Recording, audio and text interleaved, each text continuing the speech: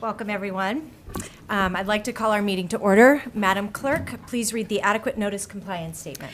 Adequate notice of this meeting has been provided by the City Clerk's office in the preparation of the Council annual meeting notice dated December 18, 2023, which was properly distributed and posted per statutory requirements. Please be advised that fire exits are to my right, your left, and at the back of the room. The city has a listening system to assist the hearing impaired. If anyone needs hearing assistance, please obtain it at the system at the dais and return it thereafter. Okay, excellent. Roll call, please. Mr. Boyer? Present. Ms. Hamlet? Here. Mr. Miniger? Here. Mr. Pulowski? Here. Mr. Smallwood? Here. Mr. Vartan? Present. President Allen? Here. Okay, let's do the Pledge of Allegiance.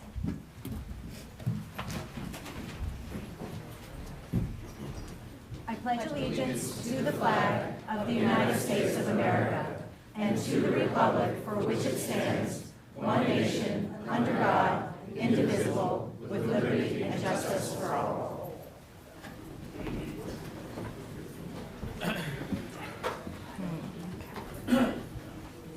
Let's see. Okay. All right. Madam Clerk, please read the explanatory notices regarding hearings, comments, and closed session. A closed session meeting as authorized by state statute was announced and held prior to the start of this meeting, and the known items for discussion were listed on the published closed session agenda. Please be advised that council meetings are broadcast live on Comcast Channel 36 and Verizon Channel 30, and rebroadcast on Thursdays and Saturdays on HTTV on Comcast 36 and Verizon 33. When invited to speak, please come to the lectern, clearly state your name and address, spell your last name, and speak into the podium microphone so that your comments can be understood by all and properly recorded. Whenever an audience or council member reads from a prepared statement, please give or email a copy to the City Clerk's office at cityclerk@cityofsummit.org.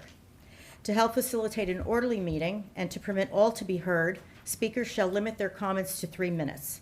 Unless you are using an electronic device to follow the meeting agenda or need it for professional emergency contact purposes, please turn it off. Thank you.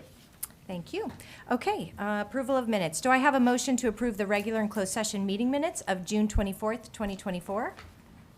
So moved. Do I have a second? Second. Excellent. Okay, on to reports. Madam. All in favor? Oh, all in favor? Sorry. Aye. Any opposed? Motion carries. Okay, on to reports, Mayor. Thank you. Good evening. I hope everybody had a fantastic 4th of July weekend. I want to thank the Department of Community Programs and David Guida especially, the Department of Public Works, and our police and fire departments, and our sponsor, Bristol Myers Squibb, for making the 4th of July another spectacular celebration. I want to remind everybody, Screen on the Green begins this Thursday and will take place on Thursdays during July and August. And Hot Summer Nights concerts will begin next Tuesday and continue on Tuesdays during July and August as well. Community Night for nonprofits will be July 23rd, which is Tuesday. Nonprofits who would like to participate can sign up online on the DCP website or call or email David Guida at 908-277-2932, or email is dguidajr@cityofsummit.org. These events are a great way to connect with neighbors and friends, bring a chair, bring a blanket, sit and enjoy. That's all I have. So, yeah. Okay, excellent. Okay, one emerging issue that I'm going to kick over to Director Schrager. We had a couple water main breaks over the last week, and I just wanted to have Director Schrager give us an update. Yes, over the last few months, there's been several water main breaks, which is owned and operated by New Jersey American Water in the area of Montrose, in particular between Lowell and Webster Avenues. We have been in communication with New Jersey American Water. They don't have a specific reason for why the main keeps breaking, but you can assume it's just a very old main. It does highlight America's ongoing struggle with aging infrastructure. They will have crews out there tonight beginning some prep work to replace that main between Webster and Lowell. And additionally, they'll be doing a hydrant in that intersection in the next few weeks. And then they are looking in the next year or two to try to do more in that whole area, because that is an area that has had a fair amount of water main breaks and is the older infrastructure. So, but we are in touch with them. They did ask to remind anyone who is a customer of NJAW to go online and just make sure your contact information, email and phone numbers are updated, because that's how they'll reach out to you with service interruptions and any other information. Excellent, thank you. I know Councilwoman Hamlet, you went there and spoke with one of the residents. Was there anything you wanted to add?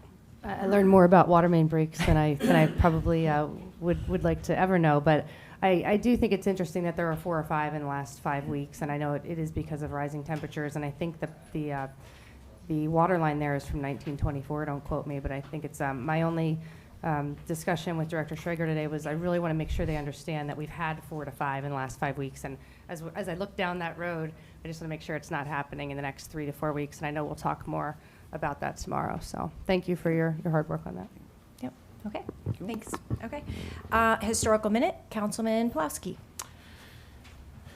Thank you, Council President. So, school's out, means we don't really have any volunteers to do these, but I will try to do one on my own. I have been, so everybody knows how great our Free Public Library is, and their website is pretty fantastic too. If you want to learn what was happening on your street in the 1920s, you can look it up, and you'll see in the Herald. Right, if you can do a search for your street. What I've been fascinated with are the yearbooks. They have every yearbook through 2018, and I'm going to see when they're going to be updating the rest. But you go through it, and you see names come up repeatedly: Badgley, Genualdi, Caparoso, and just I don't even know that I ever really read my own yearbooks, front to back. But you see the time and the care that was put into these. One that caught my eye was 1942, which was, of course, was right after Pearl Harbor, and you see that Summit's own Robert Thrombley was a Navy radio host on the Oklahoma. And he died that day, and they did a dedication of memoriam. So I just want to encourage everybody who's interested in Summit history to take a look at our library. And, geez, I mean, pretty much all of Summit's history is right there at the click of a mouse. Thanks. Excellent, thank you. Okay, tonight we had, if everybody could turn off their cell phones, I would truly appreciate it, just so that we're not disrupting, no beeps or rings. Hopefully, is there anyone from Pilgrim Church tonight? I just want to make sure. So, unfortunately, we had a cancellation. We had to move it to July 30th. So I apologize. Our proclamation for Pilgrim is going to be in a couple weeks from now. So, okay, we had a small emergency.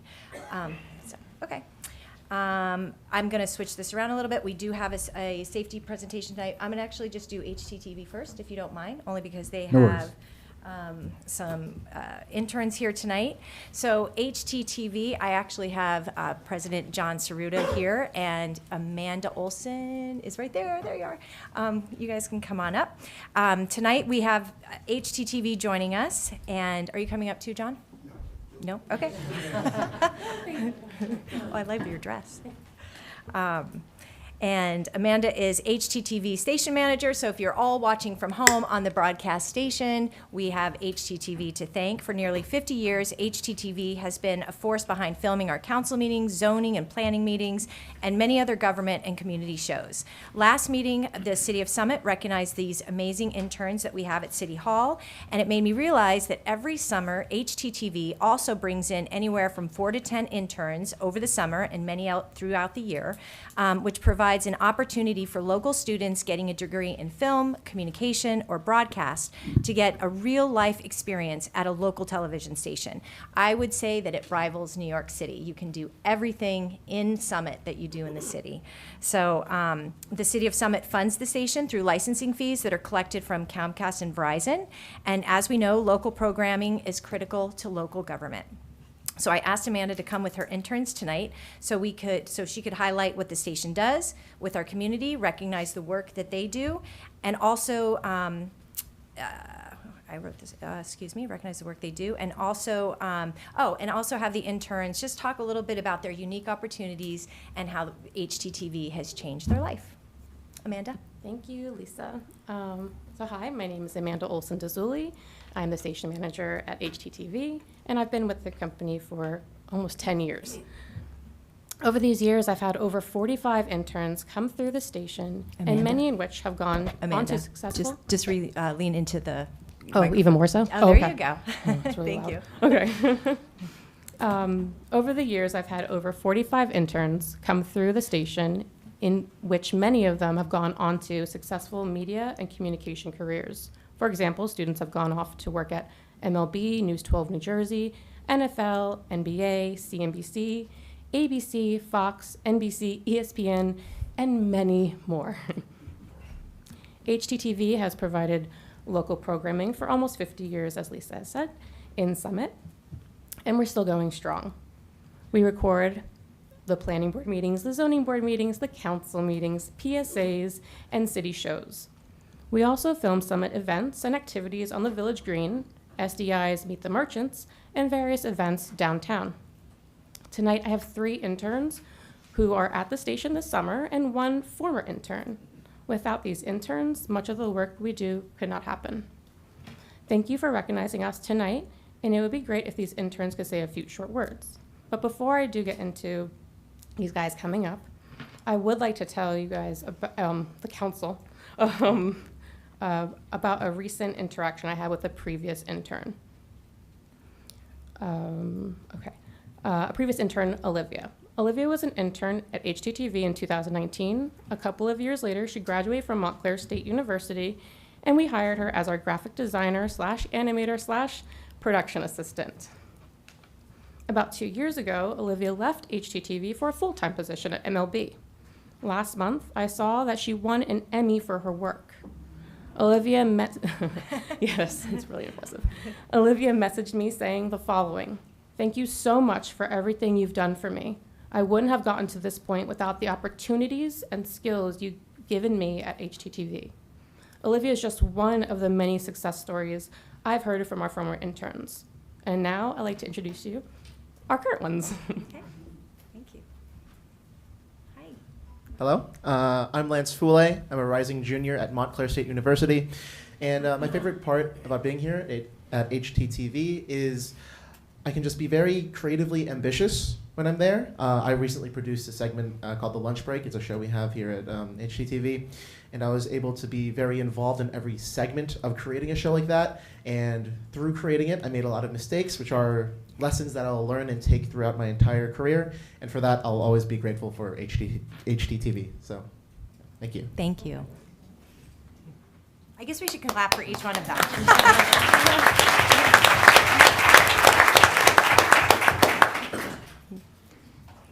Hi, my name is Freddie Goodman. I'm a recent graduate of Temple University. And one thing that I really enjoy about the internship is the ability to sharpen my skills as a filmmaker. Coming from film, I wasn't privy to all the techniques that went into television. And it's been great to hone those skills, and I'll use them for the rest of my life. Some of those skills include executing ideas coherently and concisely in a timely manner, kind of like what I'm doing right now. And and this has helped streamline my creative process, not just in the film, but in all my ventures. So, Wonderful. Thank you so much.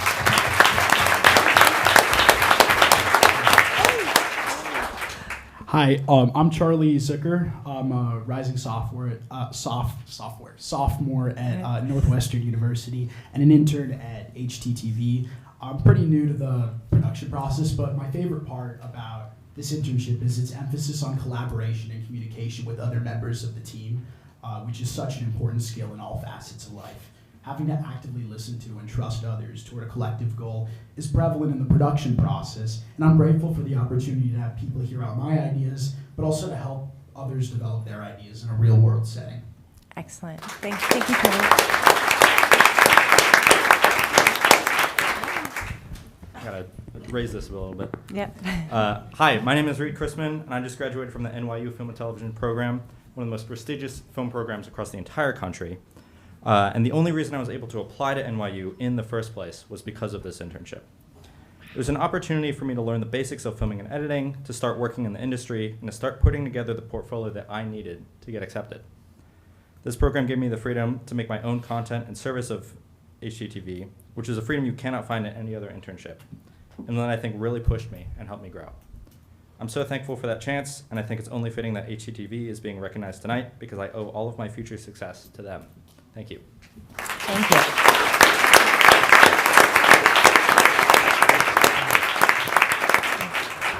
So, what's that? Oh, you know what? Can we take a picture? Quick photo of you guys. Yeah. Oh, that'd be great.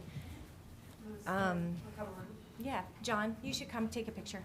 Yep. I'll have the mayor with you. Can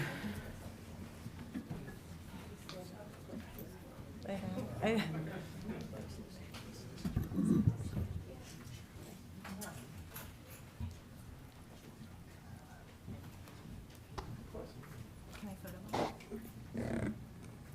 Okay, 1, 2, 3.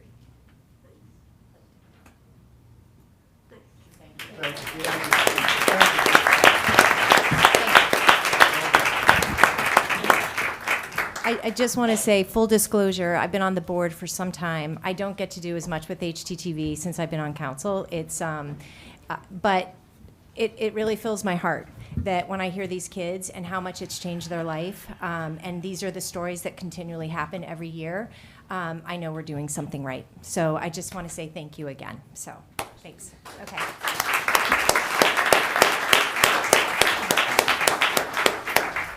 Okay. You guys are more than welcome to stay, but I don't know if you want to. We'll go. Our feelings won't be hurt. Yeah. Okay. All right. Excellent. Next one is the safety presentation that I'm going to have Councilman Boyer introduce our presenter. Thank you, Council President. So a couple of months ago, I was watching the Milburn Public Safety Information Session that took place on April 17th, 2024. And during that session, the police highlighted a remarkable initiative where one resident, Raquel DePerna, organized her neighborhoods to start a neighborhood watch program in the Poets section of Milburn. Raquel then reached out to the police for assistance and successfully launched the program. I was really impressed by Raquel's grassroots effort, and I thought it would be valuable for her to speak to our residents about the benefits of the Neighborhood Watch program.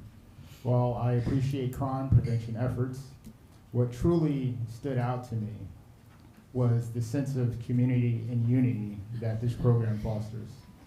It's about getting to know your neighbors and building a stronger, more connected community. Thank you for coming, Raquel. I appreciate it. Yeah, and thank you so much for having me here. I didn't expect such a big crowd, but I'm super happy for the engagement, for whatever. They all came for you. I know. Thank you so much.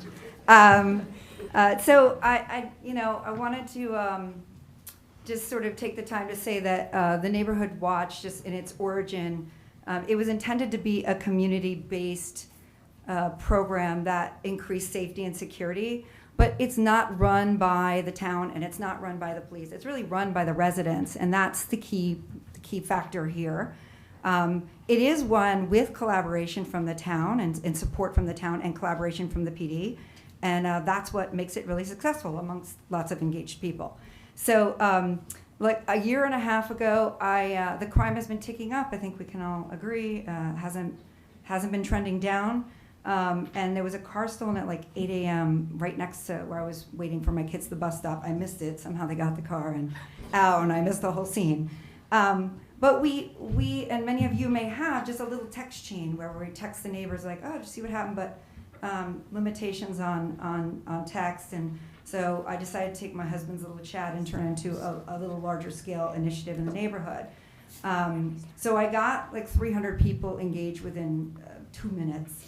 And went down to the crime meeting that the Milburn police were doing and said, hey, I have this group, what do I do with them? I don't know, how can we help you? And I think coming from the sense of we need this, we need that, we're not really asking for that. We're really coming and saying, how do we help you? How do we partner with you? How do we take this group and leverage it for good? So they said, start a neighborhood watch. And I thought, that's super old school, does that exist? And they said, no. And I said, okay. Then off we were. I found some engaged people. I started a meeting, came up with some initiatives and agenda items, and I got some really engaged neighbors to jump in and help. And so we're about a year and a half in. We're at 1,500 members. I've scaled it from 1 watch in my neighborhood to 6 watches across the town. It's really divvied by school, but as just zone-wise, just to make things simple. But some zones are a little bigger, and as things got bigger, they got split up a little more. So that was the way we got started. They vary in maturity. Some of the groups are small and some are big. The biggest one is Poets because it started first, and it's very organized and fully vetted. So at first they weren't vetted, but everyone is vetted. We know you live in the neighborhood, you've registered, and that makes us all feel safe in that environment. So that's our WhatsApp group. There is an email DL as well, but the WhatsApp group is really for real-time stuff, and the emails are for things that are not so time sensitive. So goals. Number 1, Councilman Boyer said it, building community. It doesn't work without the community. It's really about looking out for each other, having a shared sense of community, shared experiences. That brings us together. It's been pretty phenomenal. Preventing crime is a goal. We're sort of trying to deter or increase vigilance. Strengthen our relationship with the Melbourne Police. It's a two-way communication now instead of a one or one from each side. But now we're talking. There's trust and support. And then to arm residents with information. So I know that Summit has done some streaming sessions as well. We are also doing, like, on the ground, the police are working with us, and we're bringing in residents, and they're talking one-on-one, asking questions, which has been very helpful. I think also what's been helpful is it's really a positive environment. Everyone's very supportive.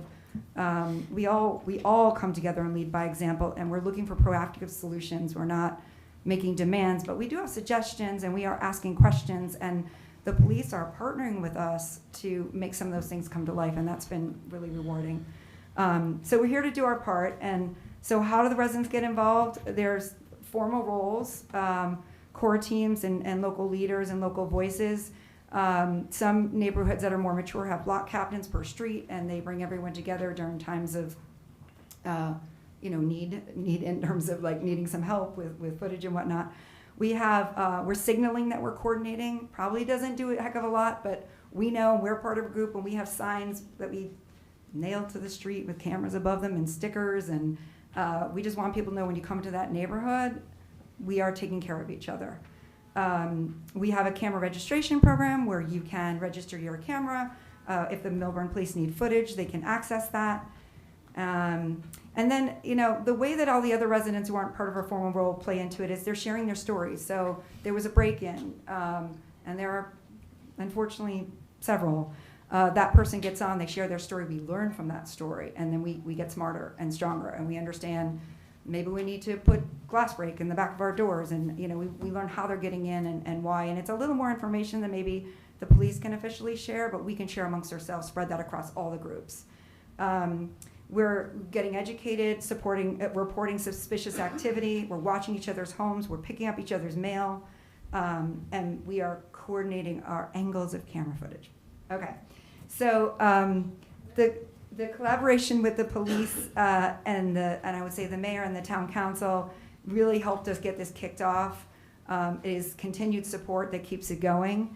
The police, like I said, they do information sessions. They're talking to us about what the trends are, how to protect your home, and it is really interactive, and that is the most benefit, I think, to the residents. We have direct access to ask them questions and share concerns, and we're starting to build that relationship and community.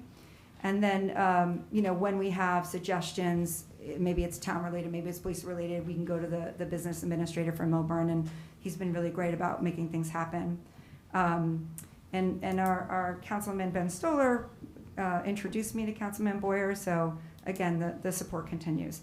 So I would say the residents and the police make it a success.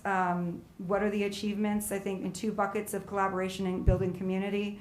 The collaboration, I think, tangibly, a lot of our, I don't want to say a lot, many of the calls that we've made have led to arrests, and that has been good to hear.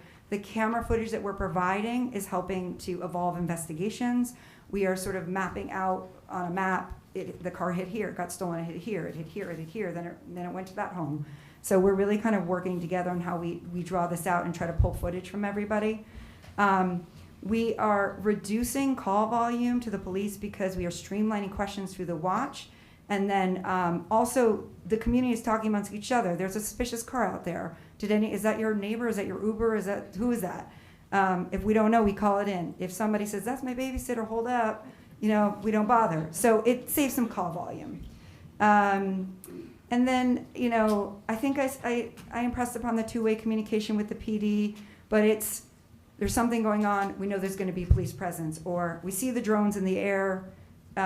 We know, we've been educated, we've got to stay inside and let the heat sensors do their work for whoever they're going after. So we've gotten all that education. Couple small success stories that we're proud of very early on. There was somebody pinged the group and said, hey, a package was picked up at my door from this guy on a scooter.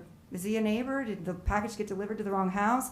And then someone's like, no, but interesting, an Amex card got delivered to my door. I didn't order it. And then bam, like 50 people are like, me too, me too, me too. We realized, we put it together. The guy had ordered Amex cards to everyone's door and was following the mail truck, picking them up on a scooter. But if you didn't know that there was a package and you wouldn't have known it was gone, you couldn't have figured out that there was fraud happening. It was really something we had to piece together. And then police came down, a few people lined up, took reports. It was very much more organized. Somebody got their package stolen. It happened to be like a $3,000 iPhone, iPad package. We tracked the camera footage back to the main road. We saw where he got dropped off, make and model of the car. We saw it went directly to that house. I mean, what is the deduction there? It was very targeted, and somebody knew that package was coming. So it helps when you call the police. You have a little bit of information to provide them. There was also a missing child, sadly, and we were able to track our camera footage together. So some of our success stories that we're proud of as a community. So that's and then the second achievement, I think, is just fostering community. We know our neighbors. We've had some events. We have the sessions. We had a block party for 4th of July where we closed down the streets, and I met so many more people that I hadn't met. We trust each other. There's empathy and communication, and the mature neighborhoods that's getting more active, and the ones that are growing, that we'll see that happen over time. But people talking to each other and taking care of each other, it's really just back to the basics. That's the key. And we've even found pets, and there were some missing pets that we tracked with all sorts of camera footage to help people. So I think the people I've talked to, they feel, I don't want to say people feel safer, but I think there's a sense of ease when you know what's happening. We are asking questions, police are responding. We know what's going on, so I think, and we know how to protect ourselves, so we're feeling a little more calm and connected in that, and that's very helpful. What's next for us? We're going to do some social events and walk and talks with the police and try to build that connection a little bit more. We've been having ongoing information centers, and part of what's next for us, I hope, is we're here in Summit, and I'm hoping that Summit, I'm going to say Livingston, Springfield, the towns around us that our police partner with, it would be great if we could kind of start the same thing up and connect and share stories and try to help each other. So, in conclusion, I just want to say that, nothing is really possible without the engagement members of our community. There's power in many. We do it together. We work together, and we're hoping that this can happen in other towns around us. Just huge thanks to Councilman Boyer for reaching out to me, and to your mayor and President Allen. Thank you for your time and connecting with me, and that's it. Thanks. Thank you.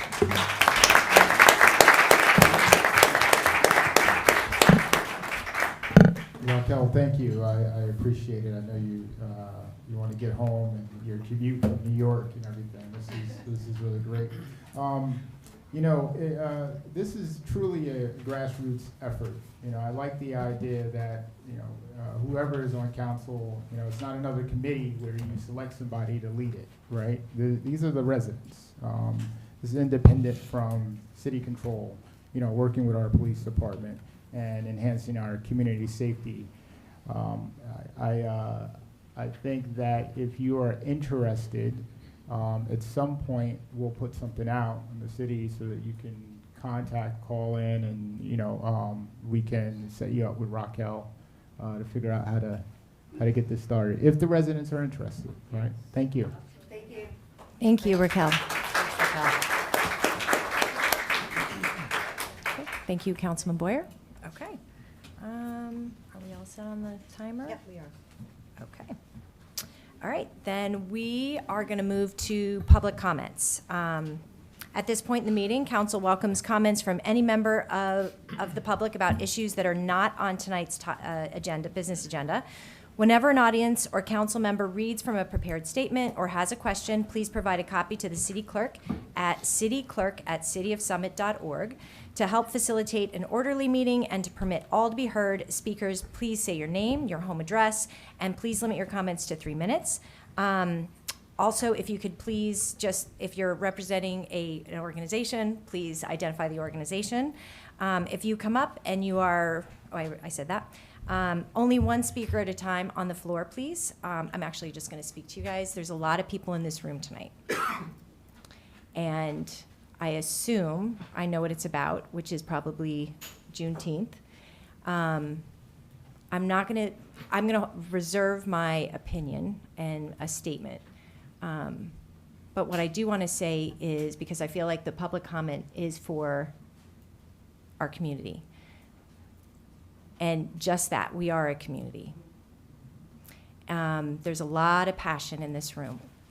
And we want to be able to see each other at the grocery store, have our kids play sports together. We want to be able to not avoid each other if we see each other on the street. I would really ask that everybody allows each person to speak without interruption, without disruption, and be respectful. So that's what I'm going to ask, and I will gavel people if you're speaking while someone else is speaking. That goes for my dais, and that goes for you. So I'm going to open up the public comment. Please say your name, your home address. Hold on one second, Reverend Williams, and give me one. Oh, you can come up. No, come up. Speak into the podium. Yep, and speak nice and clearly into the podium mic. Okay. Reverend Vernon Williams. Oh, I get time just by announcing my name?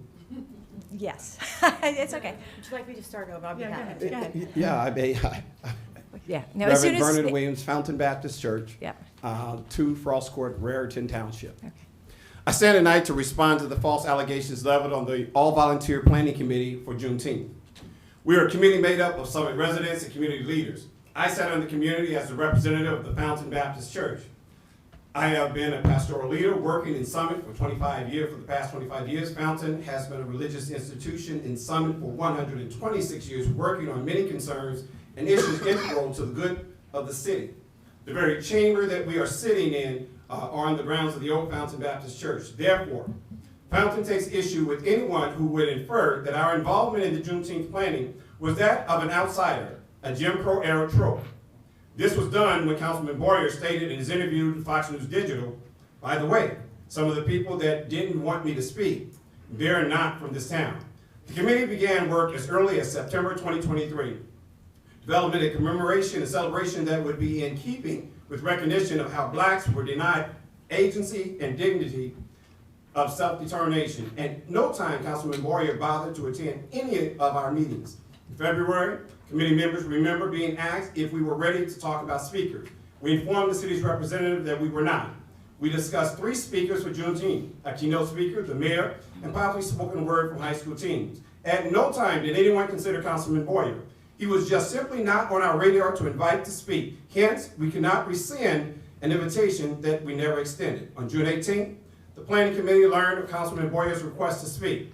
In conversations with President Allen, David Guida, and eventually Councilman Small, we were informed that we had never extended an invitation. We informed that we never extended an invitation for Boyer to speak. The Juneteenth program was set, and we followed a similar format as last year. Namely, no councilman spoke, though the actual first African-American councilman, Susan Harrison, was still in office. It was then made clear to the volunteer committee that if city officials wanted to speak at the city event, they could. To this, we said multiple times, then you invite them.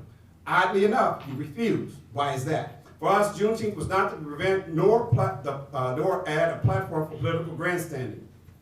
To prevent this, we came up with a workable solution where we asked the entire council to speak. Thus, we invited the council to speak for 45 seconds and to the question, what does Juneteenth mean to you? Councilman Boyer spoke for almost 2 minutes. Councilman Vartan and Smallwood for less than 45 seconds. The issue is, Councilman Moyer believed he should have been the only council person invited to speak. We planned and delivered an event that the city of Summit can be proud of and that was void of any political grandstanding. The politics that have followed confirmed our suspicions. We made the right decision. Councilman Moyer, you wonder aloud in your video interview with Fox News Digital what my congregation thought of me. Well, wonder no more, because we are here in mass to let you know and the rest of the council to know that I have full support. For 126 years, Fountain has been advocating for justice in Summit to make this place a better place for all of Summit residents. Thank you.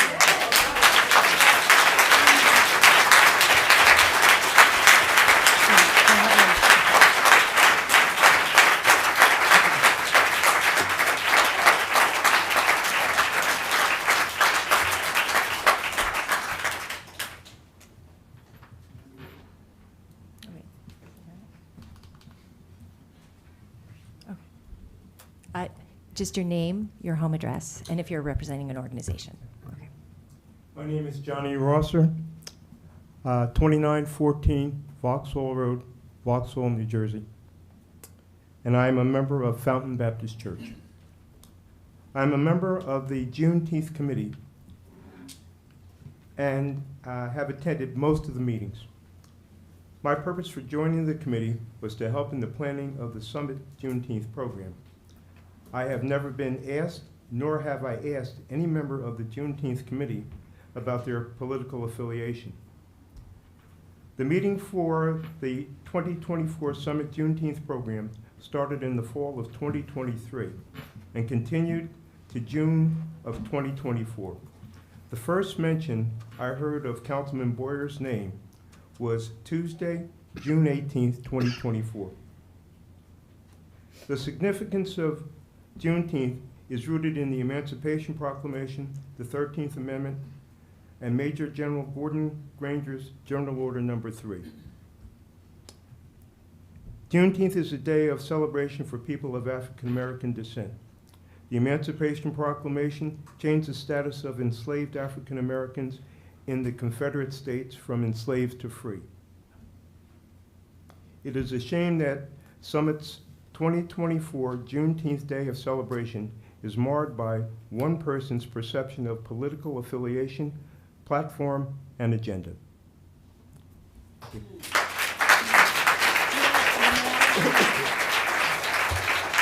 want to email your statement? Okay. You can email that to me. My address is in the agenda. Okay, thank you, thank you. Okay. I'm just going to make an announcement. If you have a statement and you don't have it, you can't turn it over and you want to email it, okay. But if you do, if anybody has a statement, you can always email it to the clerk, so just. The address is in the agenda. In the agenda, okay. Hello, Janice McCleary, 40 Ashwood Avenue, Summit, New Jersey. I just wanted to address also on the Juneteenth event. I personally met with the mayor in May, a few weeks before the Juneteenth event, asking if she would speak. And she mentioned that she would be away. And she said Lisa Allen or Delia Hamlet would be reaching out to us. At no time did she mention anything about Jamal Boyer. I never come to these meetings because I'm a mother and I'm always home with my kids, but I felt very deeply hurt by your statement because I've been a member here in this community since 2013 and have always worked really hard to be active in the community, bringing people together, and your words hurt, and you never reached out to us to say anything to us directly. You stated your opinion for the public. Just like you reached out to the Milburn area about, hey, how do you have this neighborhood watch and you want to be so community oriented, reach out to us as well. We're the members of Summit, the Summit community that you're serving, like you said, volunteering to serve. We're volunteering our time on this Juneteenth committee. We would love the opportunity to speak with you in person and have you help us with the next Juneteenth event. Thank you. Amen.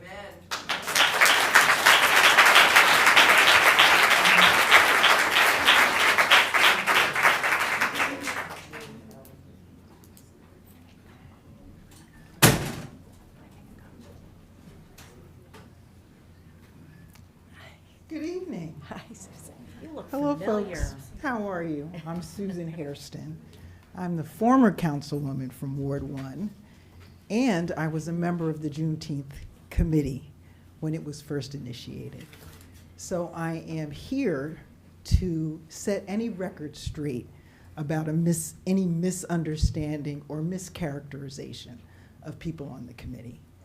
I can't say better than the woman who just spoke how disappointing and discouraging it is to have such a momentous occasion as Summit celebrating Juneteenth to be marred in nonsensical, self-serving conversation. And Council President, I have to ask you to please ensure that this council keeps their eye on the whole community. I was on that committee when it was initiated. David Guida, Betty Adams, and Reverend Harrield invited me to come, and I was happy to participate in that. And I was happy to defer to the committee to ask them, what would you like me to speak about? This role of serving on city council is to serve the residents and to look out for the whole of the community. And I ask you to please ensure that that is the spirit in which this council takes action. Thank you.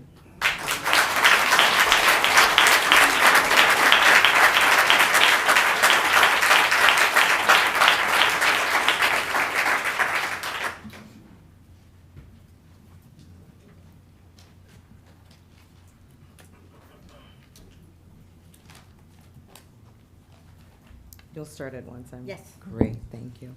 Monique Taylor, 167 Passaic Avenue. Fact: neither the Summit Interfaith Council nor the Anti-Racism Committee was involved in any capacity in the Juneteenth Committee. Fact: all Juneteenth Committee members either live, work, and/or worship here in Summit. Fact: Susan Hairston, Summit's first Black council member since 1869, was an integral member of the first Juneteenth Committee in 2022, and as such spoke at Summit's first Juneteenth celebration along with the mayor. Fact: none of the current Common Council assisted in the planning of Juneteenth 2024, and the mayor was invited to speak similar to other Summit events. Fact: the Juneteenth Committee met frequently from September 2023 to June 2024, and not one person, including any member of council, mentioned to the committee that Councilman Boyer was going to speak at the event until June 18th. Fact: in February, I personally attended meetings with Boyer, Fagan, Allen, and Smallwood, some of you at least twice, and met with the CPPS committee in March. No mention of Boyer speaking. Fact: the Juneteenth Committee chose Reverend Dr. Kirk A. Johnson, a member of Christ Church Summit, as the keynote in early March. Fact: I spoke with Lisa Allen on June 13th. Why didn't you mention Boyer to me? Fact: June 20th, the Juneteenth Committee decided to allow all members of council to speak to keep the commemoration nonpartisan, requesting that each speaker keep their remarks to 45 seconds. Fact: Jamel Boyer spoke for twice as long as any other council member, including the mayor's stand-in, Lisa Allen. He was the only person that was asked to assist with the flag raising. Fact: the members of the Juneteenth Committee did not discriminate against Boyer. He was expressing feelings, not facts. When he claimed, "They don't consider me Black," it's obvious. Fact: Boyer has repeatedly stated that there is no widespread racism in Summit. If it's so important to give the second Black council member the spotlight, can anyone tell us if he was invited to speak for Memorial Day or the 4th of July? Fact: Juneteenth is about liberation and freedom of Blacks to choose our own path. We don't live in an antebellum period peace where the enslavers get a black preacher, likely enslaved himself, to exhort the virtues of slavery Thank to you. the enslaved people. Thank you, Ms. who were Taylor. forced to Monique. attend Thank you, those Ms. Taylor. sermons. Ma'am, Monique, you're, 21st, can you cut her microphone? Summit celebrated Juneteenth, an amazing event Monique. of music. You heard me. Ms. Food, Taylor, your 3 dancing, minutes and were an up. your time is up, ma'am. From the esteemed speaker we chose. We didn't choose him. Ma'am, your time is up.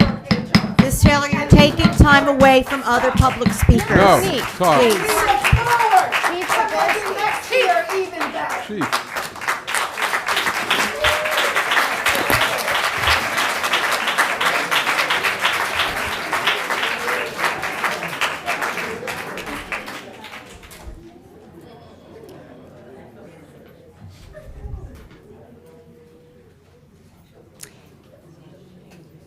I'm going to ask that everybody be respectful. There is, Respectful too. I And you understand can that, Monique. apologize to the Summit Interfaith Council and the Anti-Racism Committee. You and Boyer both. That is the respectful thing to do. You want to be respectful? Do that first. Ma'am, you can't call out from the audience. You had your 3 Matt, minutes. Don't talk to me. It's okay. don't- Matt, I got it.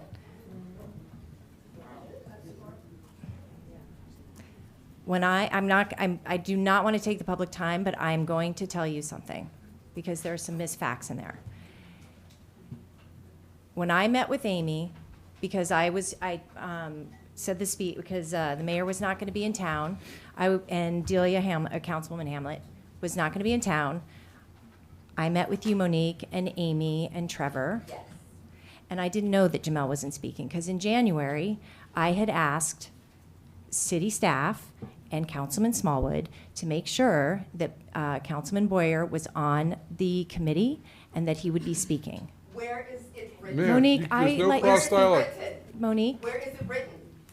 I have the facts. Monique, I am speaking. Where is it written? You don't have it. You guys are lying. She's just being argumentative, and I I think know. Yes. Okay. Yeah, Needs to I would stop. So, no, and, I want to, Address the yeah, the oh, yeah, audience. the council. So, anyway, so I did not know that Jamel was speaking at that time. And it was 3 days before the event that I walked into our chief communication officer's office, and her and another employee were there talking about how the Interfaith Council didn't want Jamel to speak. And I said, what do you mean he's not speaking? I thought he was going to speak. And she said, no. And a conversation pursued, and I said, well, that's not appropriate.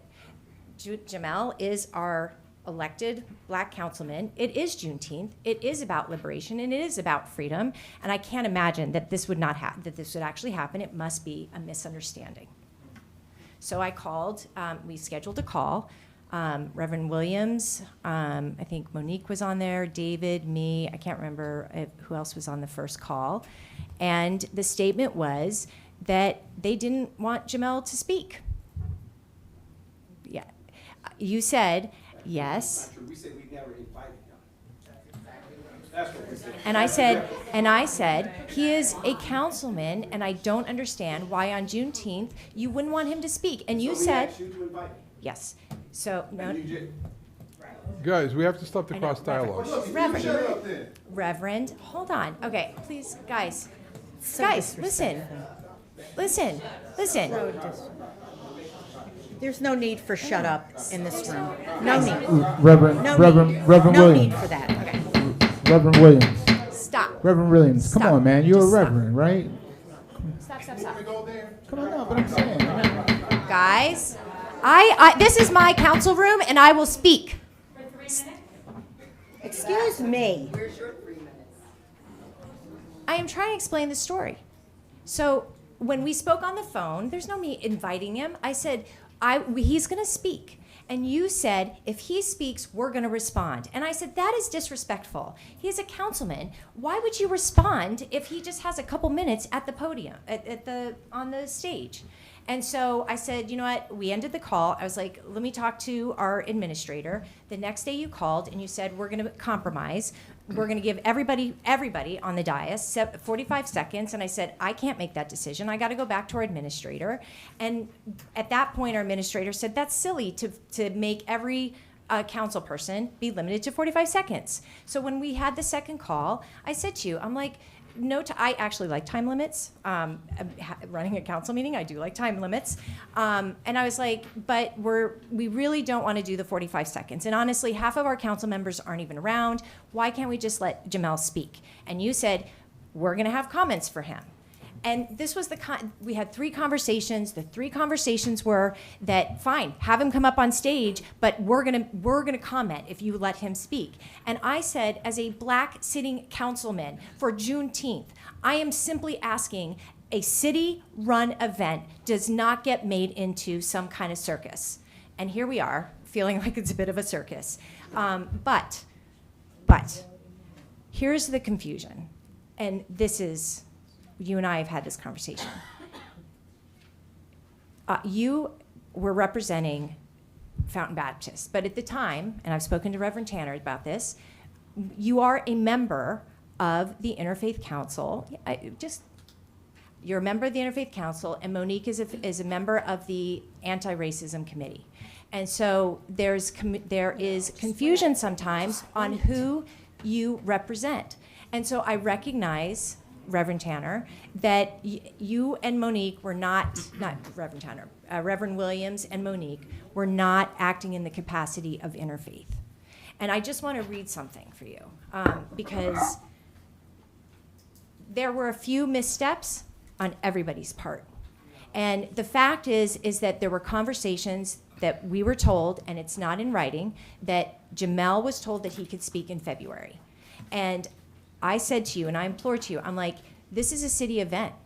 Why are we saying to a sitting councilman that he can't get up on stage on Juneteenth, a duly elected councilman who won to represent, Juneteenth, freedom and liberation, Councilman Boyer as Councilwoman Hairston, this is a moment where is the ultimate freedom in government. A man is elected and a woman. A black man and a black woman were elected to represent the whole of our community. All of us. That is like the ultimate. And to me, I said to you, I was like, this is a celebration. Why are we excluding him? That was the frustration. And to say that you were going to mock him or respond to him, mock is my word. Wait. You guys said that you were going to respond, and you didn't want him grandstanding. So, here, hold on. He's done enough grandstanding on Fox News. So the mission of the Interfaith Council is to foster mutual understanding and respect and encourage dialogue in order to appreciate the unique contributions of various perspectives. That's what Juneteenth was about. That's what all our events are about. And I just wanted it to be part of a celebration. And I'm sorry that this is where we're at. But to exclude him and to say that Councilman Boyer was going to grandstand and say all the wrong things on stage and not celebrate him, all of us, to me, he is a good man. Jamel, I will not accept that. Jamel, Councilman, hold on, hold on. Councilman Boyer moved here from an urban city and grew up in affordable housing.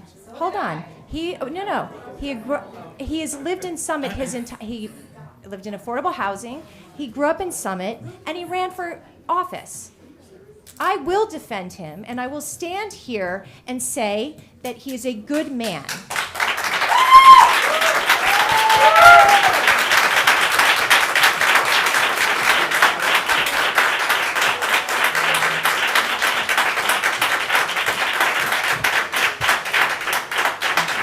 And I am willing to help. Oh, yeah, go ahead. Oh, no, through you, Council President. Can we finish with open? Yes, on public comment. So I just wanted to say, but I'm willing to do the work that it takes. So.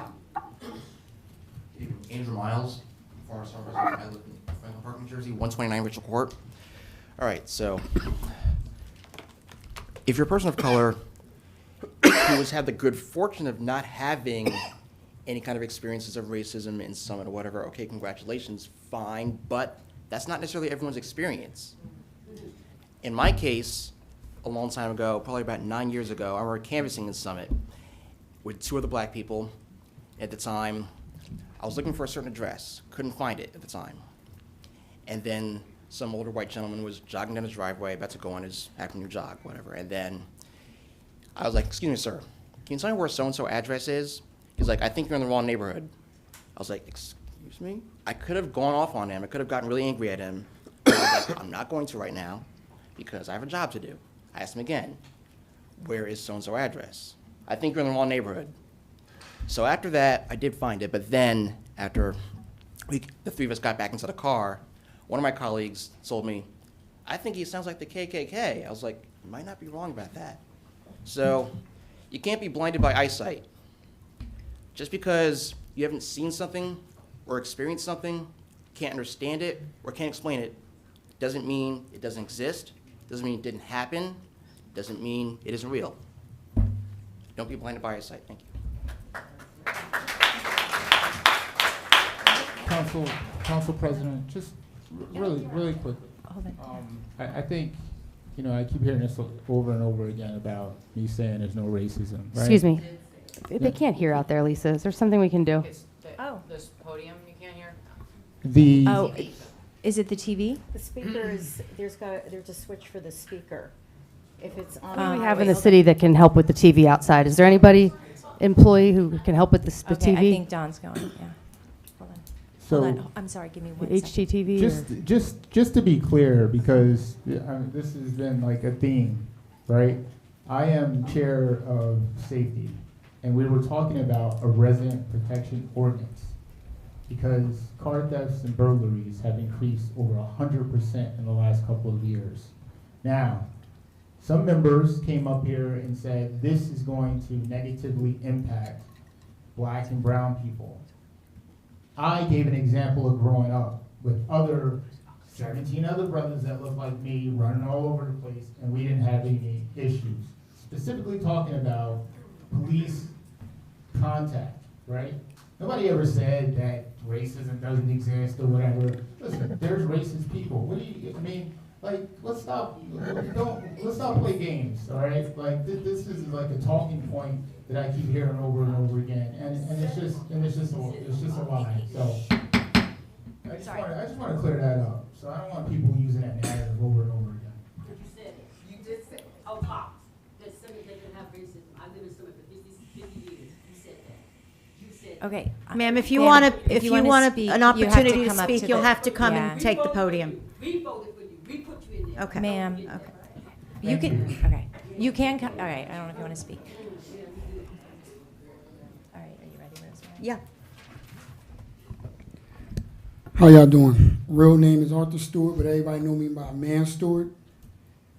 Born and raised in Summit. I'm actually 48 years old. I knew this guy, Mel, all my life. He's a good brother. I really can't believe that we here arguing over a holiday that is just actually exists. Nobody wasn't thinking about this holiday before. And who matters? Who speaks? It really don't matter. This is really, we sound like fools right here. Really sound like fools. This guy helping me out on certain problems. He's a good brother. Anybody who really know me, I've been in a lot of trouble here. I went to jail. I actually did it all. A lot of these Summit cops, a lot of these white folks helped me, well as the black. I've never seen this many people come here for something. It's like stupid to me. It's really stupid. Hold on, listen. Hold on. Y'all call yourself church-going people, and y'all here arguing? Excuse me, Council President, may I say something? All of you were Everything was explained at the beginning of the public comment period, that you would not disrupt or comment while somebody else is speaking. Have the same respect you were given. So, you know, just to go back, Summit people is doing a good job. It is ups and downs. I don't care who you are, what color. If you're born and raised in Summit, you are special because you got better opportunity. School, jobs, people, they come from out of town to get jobs here because it's better. I don't really understand, man, what is this really all about? You know, I really don't understand. Jamel, you're a good brother. I got your back all the way, and people really know who I am. Thank you.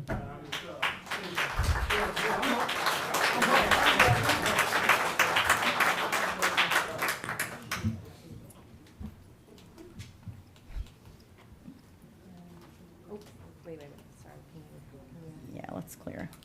Okay, we got it. You got it? Okay, hold on. Good evening, Reverend Rod Williams, Fountain Baptist Church, 116 Glenside Avenue. For nearly 30 years, I coordinate the Ministry of Social Justice Education. As a proud, independent, unmotivated by politics, I'm inspired by a burning desire for justice, equality, and fairness for all people, tempered with love and truth.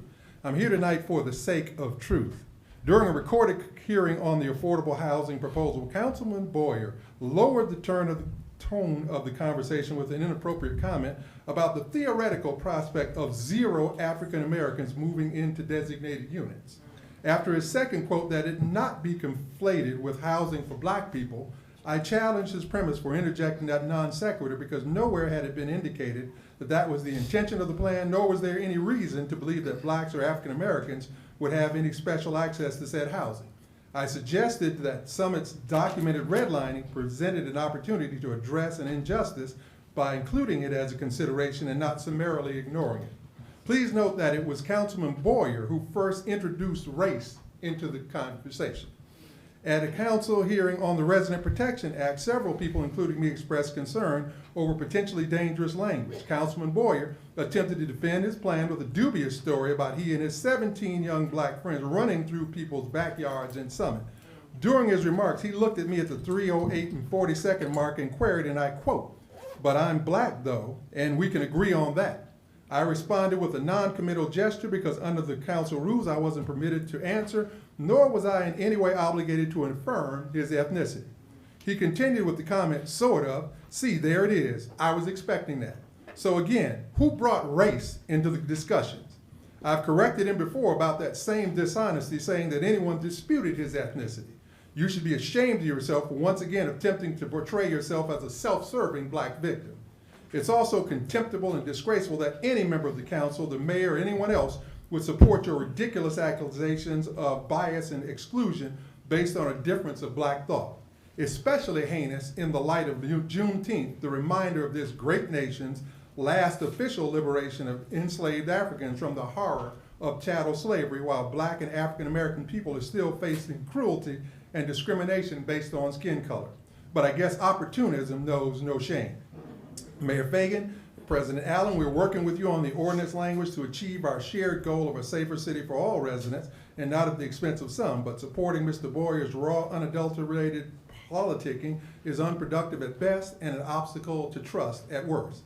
Finally, as a student of African American history, hearing your Juneteenth remarks, it was disrespectful to your ancestors and mine and beneath the dignity of the sacred event that you would desecrate it with irrelevant comments about Cuba and the Ottoman Empire.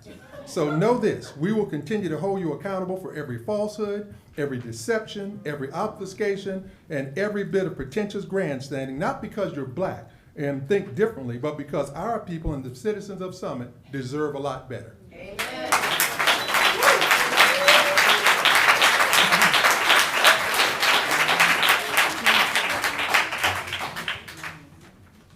Thank you, Reverend.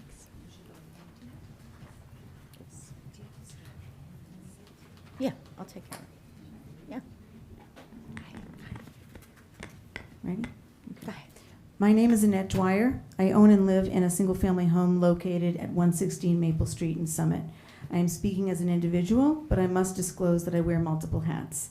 I am the chair of Shaping Summit Together, whose mission is to ensure that Summit reaches its full potential as a mature, diverse suburban community, and that Summit works together to shape its future. In other contexts, I'm a commercial property owner of a building in the Central Retail Business District.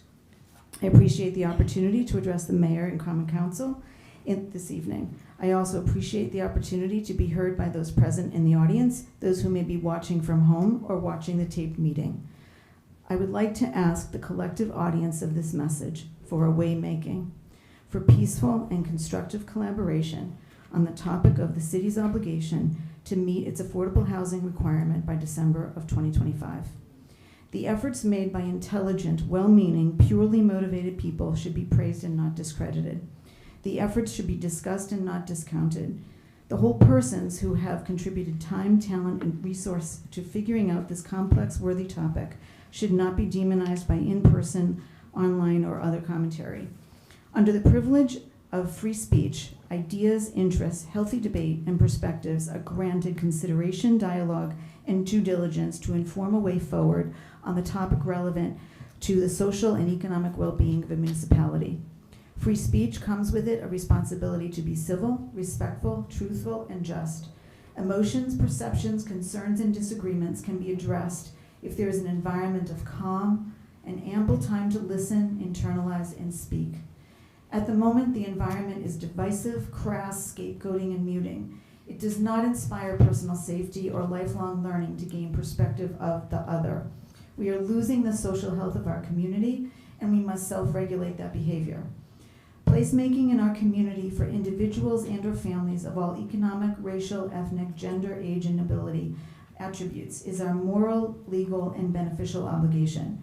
Inspiring a sense of belonging means that affordable housing belongs in Summit. People matched to affordable housing belong in Summit. The design of the construct for everyone to belong is ours to achieve. Based on analyses, documentation, Summit does not have enough diverse housing stock to supply dwelling for a diverse resident population.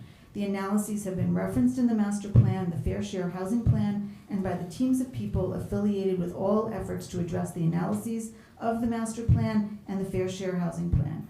Affordable housing has been a prominent part of those well-documented, vetted, and sealed plans. Without a way-making for peaceful and constructive collaboration, we will not be able to advance a way forward to develop and implement an optimal solution for meeting the affordable housing obligation and aspiration of this municipality.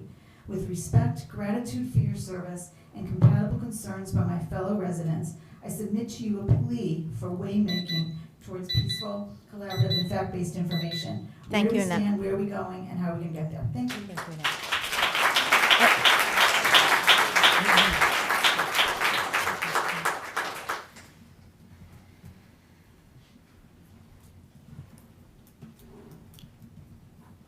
Tracy Keegan, hold- 15 Street Tracy. Briar Road. Tracy, hold on 1 second. I just want to give you a full time. Lisa, I just have to tell you that what you just did in front of that audience was called white-splaining, and it was disgusting. There's been a staggering amount of negative press about Summit in 2024. At least 18 news pieces in the last 6 months. In the 31 years since I first moved to Summit, I have never seen council seek attention like this. This is not good for Summit. As council passed their controversial resident protection ordinance, 4 local news stations covered crime in our town, twice on CBS, as well as ABC, Fox 5, and NBC. There was another segment on June 4th on NJ12 News. Mr. Boyer referenced one of these segments at the February 6th council meeting as he discussed the supposed need for the ordinance. Who decided it was a good idea to suggest there's a crime issue in our community? This is not good for Summit. The day after council passed the ordinance, an anonymous press release in Insider NJ ended with, "The council extends its gratitude to our mayor, Elizabeth Fagan, our residents and law enforcement whose support was instrumental in the passage of this vital legislation." Who authored this? And why did council sound so dismissive of community pushback? This is not good for Summit. There was widespread reporting on a March 11th trip to Trenton in which Ms. Allen, Ms. Hamlet, and Ms. Fagan testified against affordable housing, and where Ms. Allen appeared to link affordable housing with crime, putting a target on our back. This is not good for Summit. On the same day, there was a WNYC radio segment on the controversy, featuring a clip of Ms. Allen's shocking Trenton comments. This is not good for Summit. On June 20th, a Gothamist article covered Council's rejection of the at-home and Summit proposal in favor of auctioning off the firehouse property to developers. This is not good for Summit. The next day, a city press release defended Council's rejection of the at-home and Summit proposal, accused volunteers of seeking profit, and defamed several community leaders. It was texted to thousands of residents and remains on the city website. This is not good for Summit. And finally, Mr. Boyer disparaged organizers of Juneteenth for weeks in statements at a council meeting, in It's Happened to Summit article, in an Outkick article, in a Fox News article, in a Fox News Live interview, and in a BizPac Review article. None of this is good for Summit, and it's all a result of elected officials seeking the spotlight. I implore the council majority to stop the attention seeking, focus on the jobs that you were elected to do what you can to repair Summit's reputation, and seek the city's welfare and success, not your own. Amen.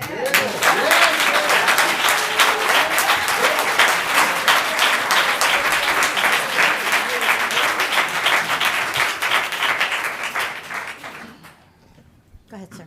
Good evening.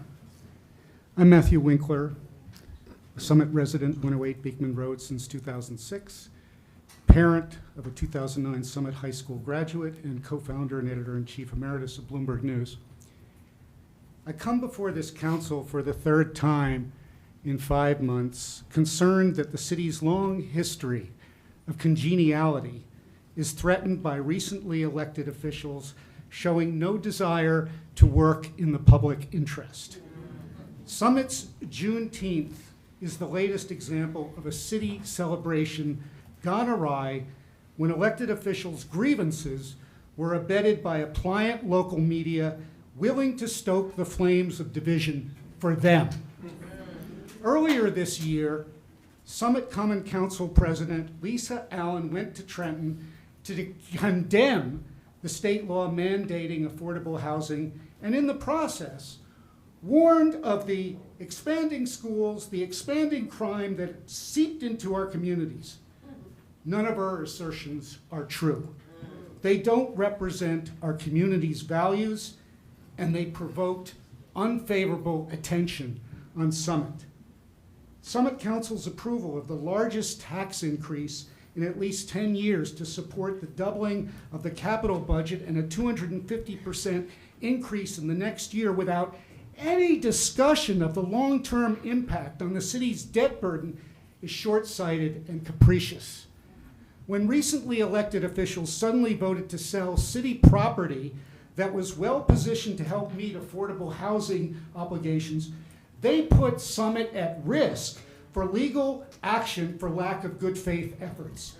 These controversies are hazardous to Summit's reputation and devalue its appeal. Now, we know this because we've had decades of leadership working for the common good in Summit, in contrast to the current royalists who departed from what was Lincoln's essential promise of government of the people, by the people, for the people. Thank you.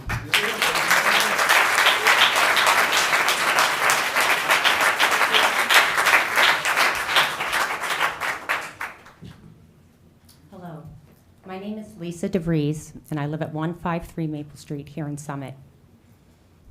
I came here tonight to support a member of my community whose daughter goes to school with my daughter. And I understand there may be different sides of stories and different opinions, and I'm learning more information tonight as I sit here, but I'm respectful of both sides of the situation. But I came here to support my daughter's schoolmate whose father has been nothing but kind to my family. So Councilman Boyer, I was here tonight to support you because I care.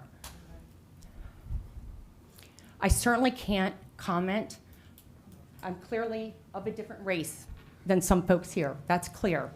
But I am a woman. Women have also been discriminated for years. I'm a member of a certain religion that has also had discrimination. We've all touched it in different ways. Obviously some much more than others, but we all understand the hurt that comes with it. And I just ask that we all be respectful, because we're all volunteers. We all want the best. We all came to Summit. I grew up in Baltimore, the suburbs of Baltimore, in a very diverse community. I chose Summit for a reason. My husband had colleagues that lived in Madison and Chatham, and I went and I was like, oh yeah, they're nice, and everything was fine, but I was looking for a little something different. I got to Summit, I said, this is what I'm talking about. It's got a little bit of like I wanted to raise my family here because of the diversity. I didn't want a cookie cutter life. I wanted diverse thoughts, not just race, not just gender, not just sexuality, not just socioeconomic. I wanted diversity of thought as well. So I encourage everyone to respect the differences of thought.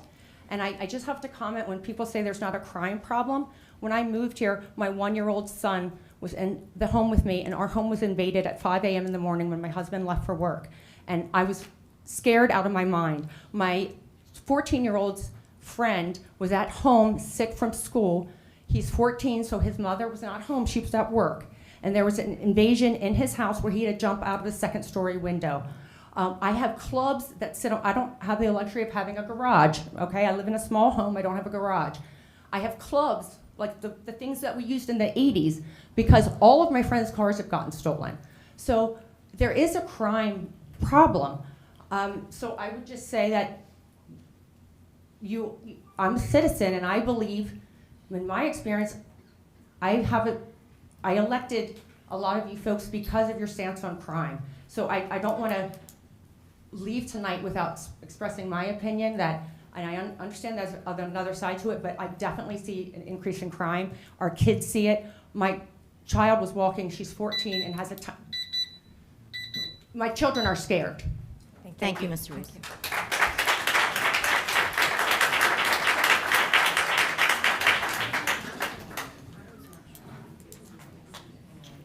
Don Nelson, 20 Plain Street.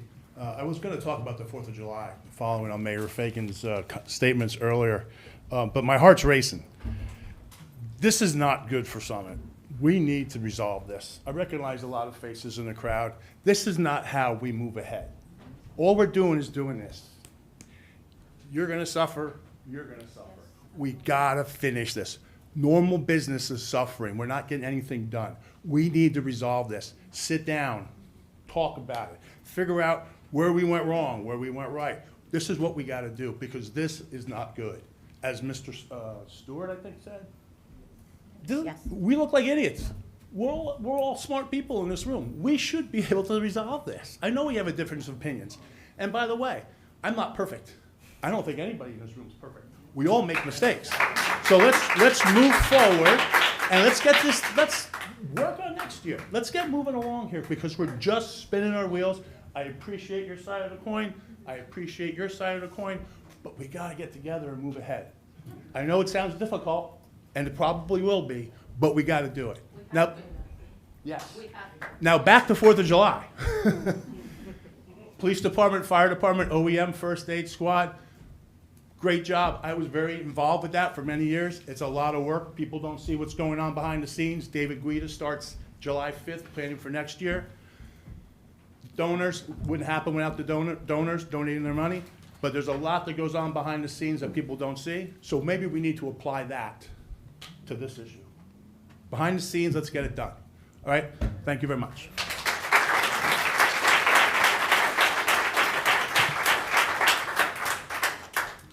Hello, everyone. I'm Jason Holmes, 3 Dennis Place. I grew up on 35 Park Avenue, Summit, New Jersey. My mother's sitting right here. She graduated in Summit. My father was a police officer here, okay, for 26 years. I knew the chief when he was coming on. I normally don't come to this stuff. I don't really care about politics and all that stuff. I got other things to do. But I came because I saw that they were going to attack a fellow friend of mine, and it's not right. I know that maybe he made a mistake on something, but I think there's a better way that we could have resolved this, and I just feel for him. We have to do better as a community. Either way, period.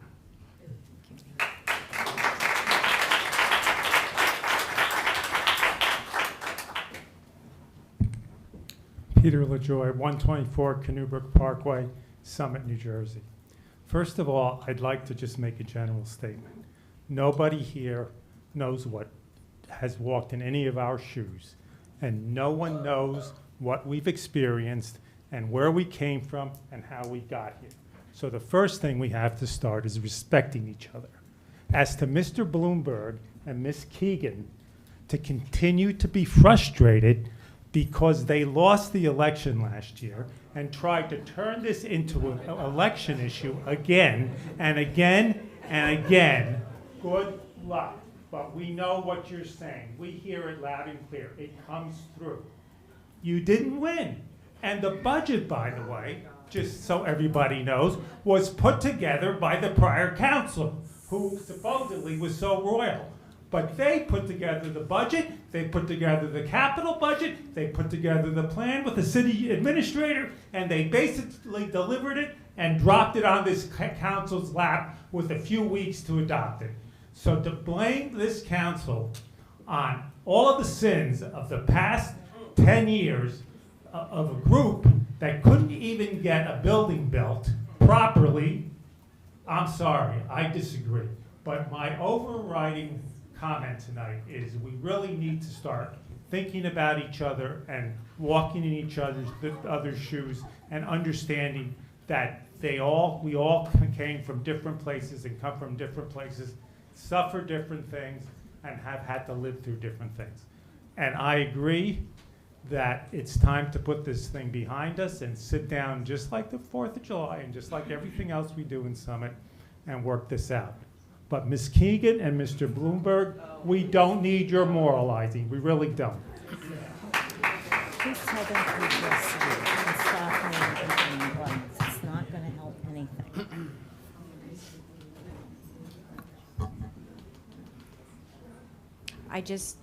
I want to just announce, please keep your eyes on me and try not to address anybody in the audience or on the council. My name is Kristen Sanborn. I live at 9 Rowan Road, and I'm a 20-year resident of Summit. And in the spirit of full disclosure, I'm also a Democratic committee member.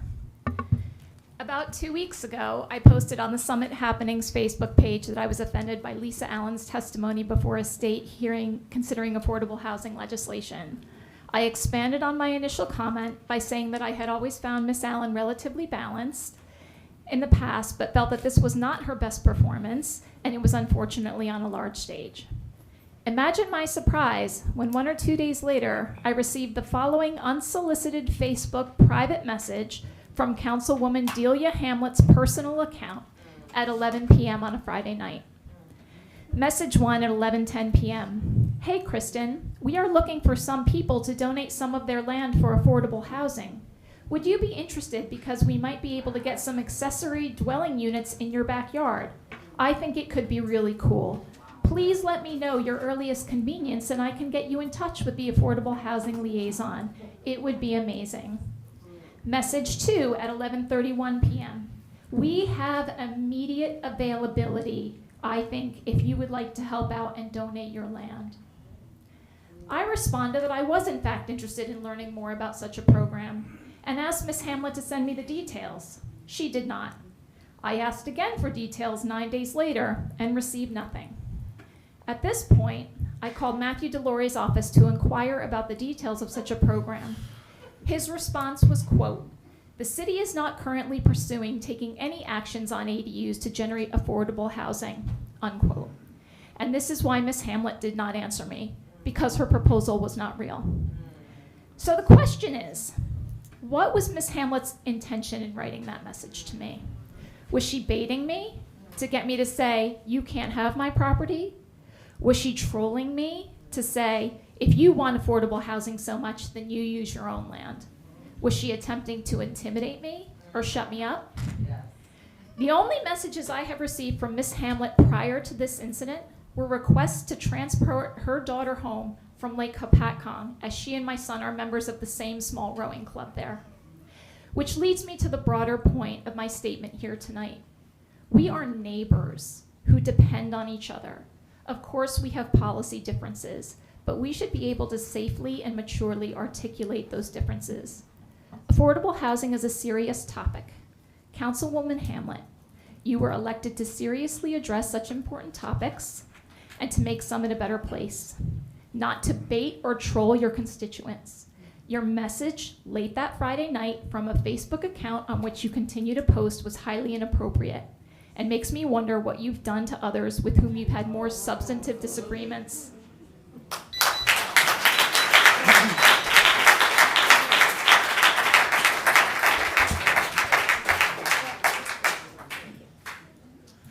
I can answer that one specifically if you want me to. I think we should wait. Yeah, Okay. you can, but we gotta wait.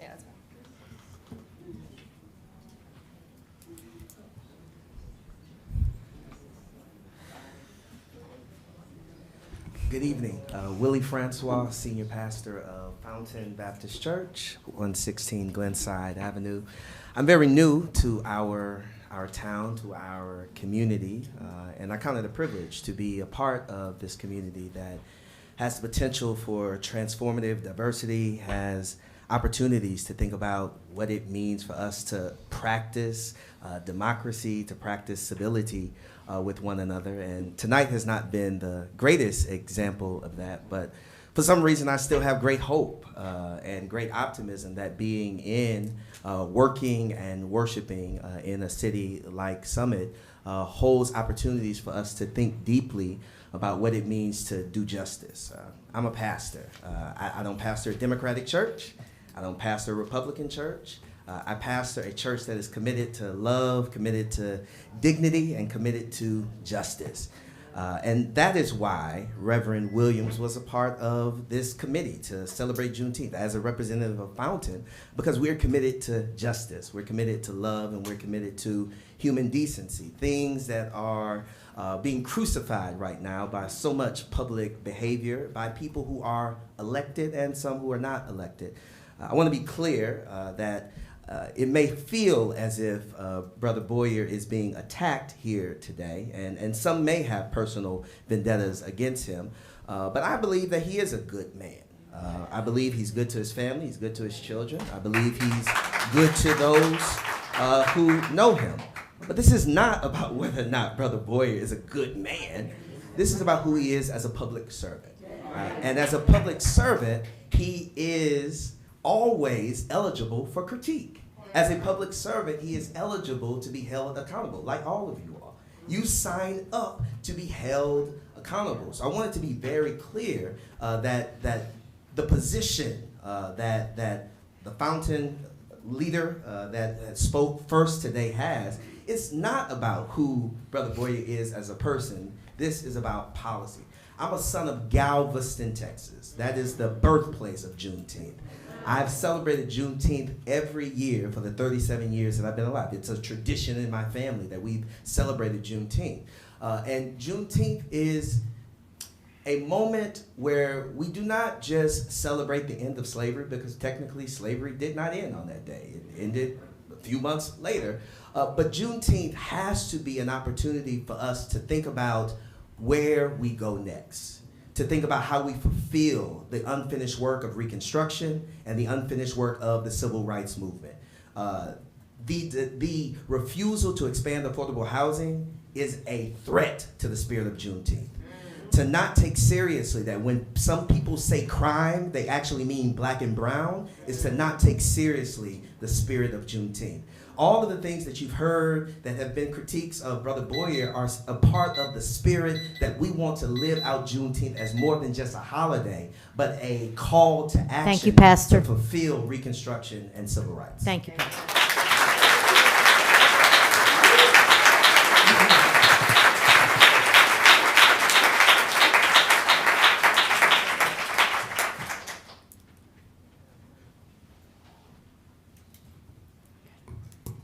Good evening. I'm Claire Chowth at 11 Sunset Drive. Summer is in full swing, and I'm hearing from residents how much they miss the outdoor dining and entertainment on Maple Street. Every time I'm downtown, it feels like a missed opportunity. We should have diners enjoying the restaurants, residents lounging on street furniture and watching children draw on the street with chalk, live music and dancing, all the activity that attracts people downtown. And instead, we have a quiet street. As it did last year, Millburn has figured out how to do this. Millburn has adopted the pedestrian mall model of street closing, a straightforward procedure with no state involvement. Millburn recently debuted a closed street as its eating, drinking, music, and entertainment destination for the summer. Multiple Summit residents have forwarded me an article about this pedestrian mall, pointing out that we could have and should have done it the same. And this is about more than having fun. As Millburn documented last year, a pedestrian mall is good economics. It draws visitors who could be coming to Summit, but are not. Those visitors spend real money on and off the mall. By not offering the same warm weather amenities as neighboring communities, Summit risks hurting our downtown businesses. It gives residents fewer reasons to spend money in Summit, and it forfeits a big attraction that encourages potential new residents to visit and try us out. We don't need to wait for a new master plan to figure out how to do this. Council should lead the city in providing a seasonal pedestrian mall. It benefits all of us. Thank you.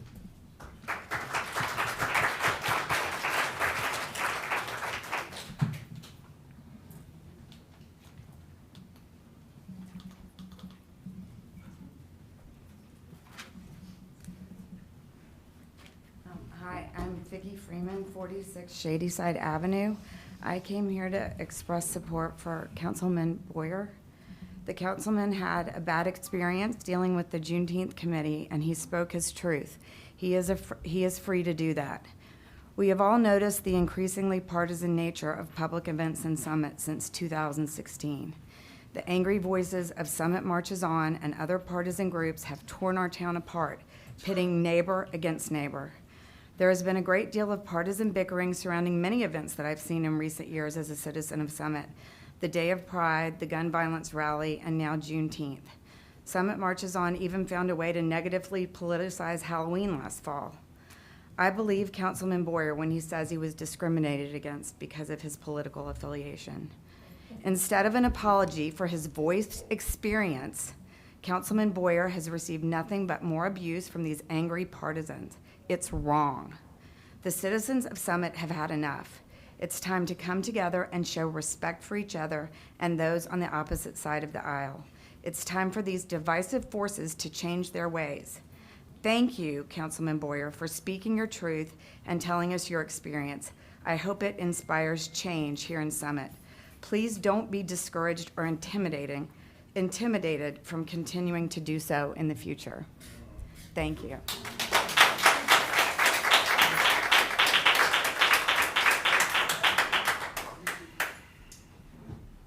Good evening. Can everybody hear me? I'm good? Yeah. Okay. All right. Good evening.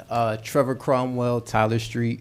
For those who don't know me, I was born and raised in Summit and have been working in Summit ever since graduating high school. What I mean by that is I was born at Overlook, grew up on Park Avenue through Lincoln Hubbard Elementary, middle school, high school, and then months after I graduated, I've been working in this community in a number of different groups, organizations, committees. So that's what I mean by I was really born and raised in Summit, and that's not an indictment to anybody in here. One of those groups, the only group that's relevant today, because I'm speaking on behalf of me, myself, no one else, is the Juneteenth committee, right? So just to be clear, so everyone knows how it's been, because I've been on the committee for 3 years, whether someone is speaking for 4 seconds, 4 minutes, whether they're presenting, speaking, performing, either one person, multiple people, or all members of the committee will meet with that person prior to the event to go over time, to go over schedule, to go over making sure everybody's on the same page. In 3 years, the only person that didn't go through that process was Councilman Boyer. And that's because of some of the things that were said today. No one told us that he was planning or promised to speak. I don't know what happened. Till days before the event. We didn't know in February that he was told he was going to speak. If that's the case, then through all the emails and conversations we were having with city officials, somebody at some point probably would have said, "When's Jamel speaking? Why isn't he on the schedule?" Right?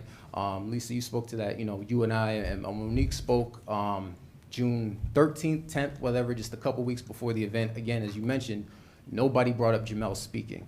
The only time I was a part of any conversation about Jamel was the morning of the event, just hours before we were supposed to go. And the only thing I said on that call was, before we get to who's speaking and what they're talking about, why are we having this conversation now?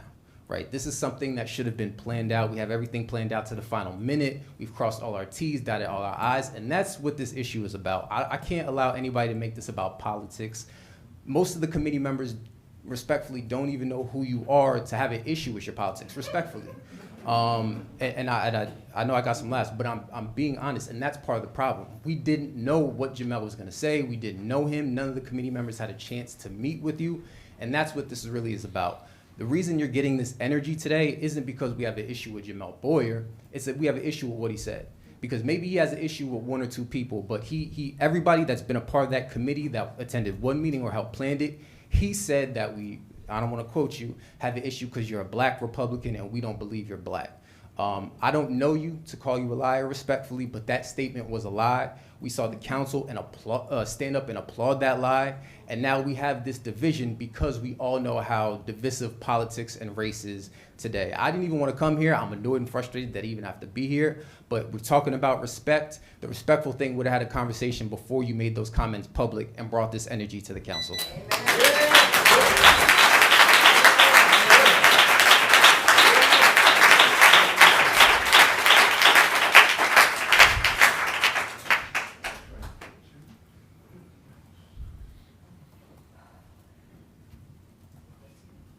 Is there anyone else? I saw people getting.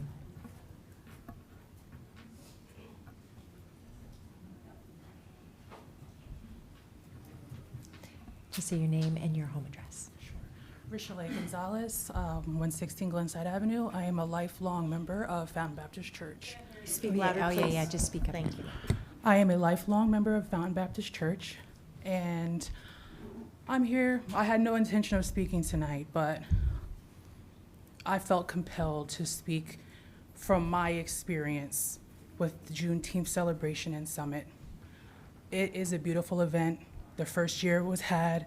My children were there reciting poetry, singing, just something that was made to bring the community together. And it's so sad to see something so great that people worked so hard to bring together being muddled by chaos, confusion, and division.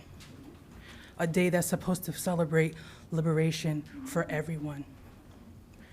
Reverend Williams, outside of his many glorious hats, is a man of integrity that I have seen year after year pour love, respect, community into each and every person he touches. So to stand here and have to hear people say that he was anything other than that is really, really a disservice to this community. This is a great man who has done many great things for not only my children, the people of the community, and outside. No matter who you are, what color you are, or where you stand, this is a great man. Amen.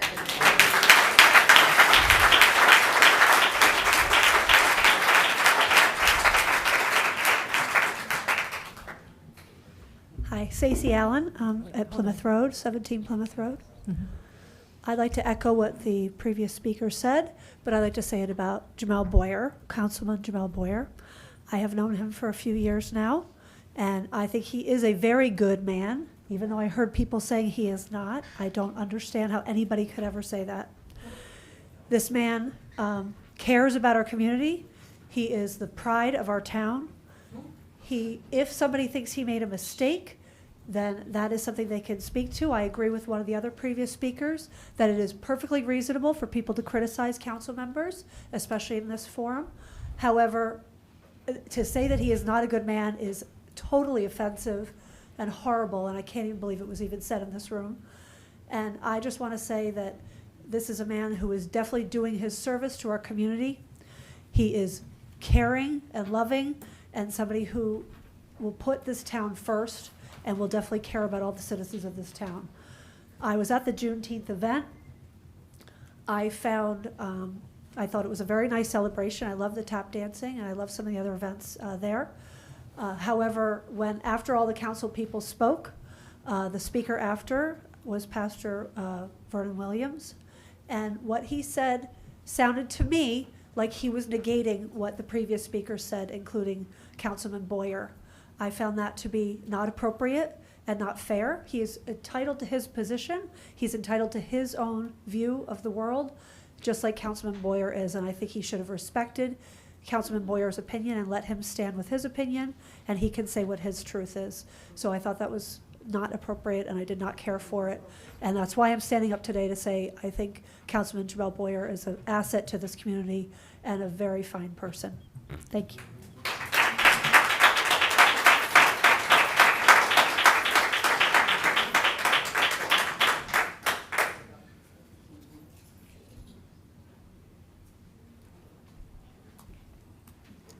Hi, good evening, everyone. My name is Stephanie Ward. I normally don't do things like this either, and I think my church family, Fountain Baptist Church, they could attest to that as well. When I heard about the fact that this was going to be taking place tonight, I'm going to have to use a big word that came to my heart: flabbergasted.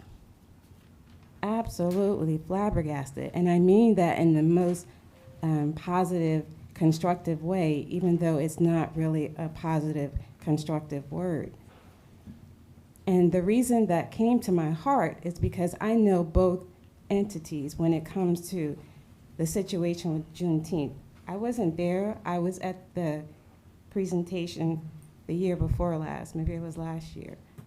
But it was beautiful. I don't know all of the facts of what was happening this year and what's been going on, other than mainly of what I've heard tonight and the fact that this was going to be happening. What I know about Fountain Baptist Church, it is an absolutely beautiful church.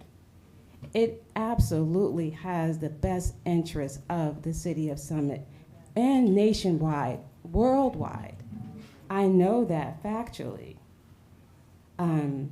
And so I know that there would never be any ill intent for anything in Summit or nationwide that would come from Fountain Baptist Church. I know that.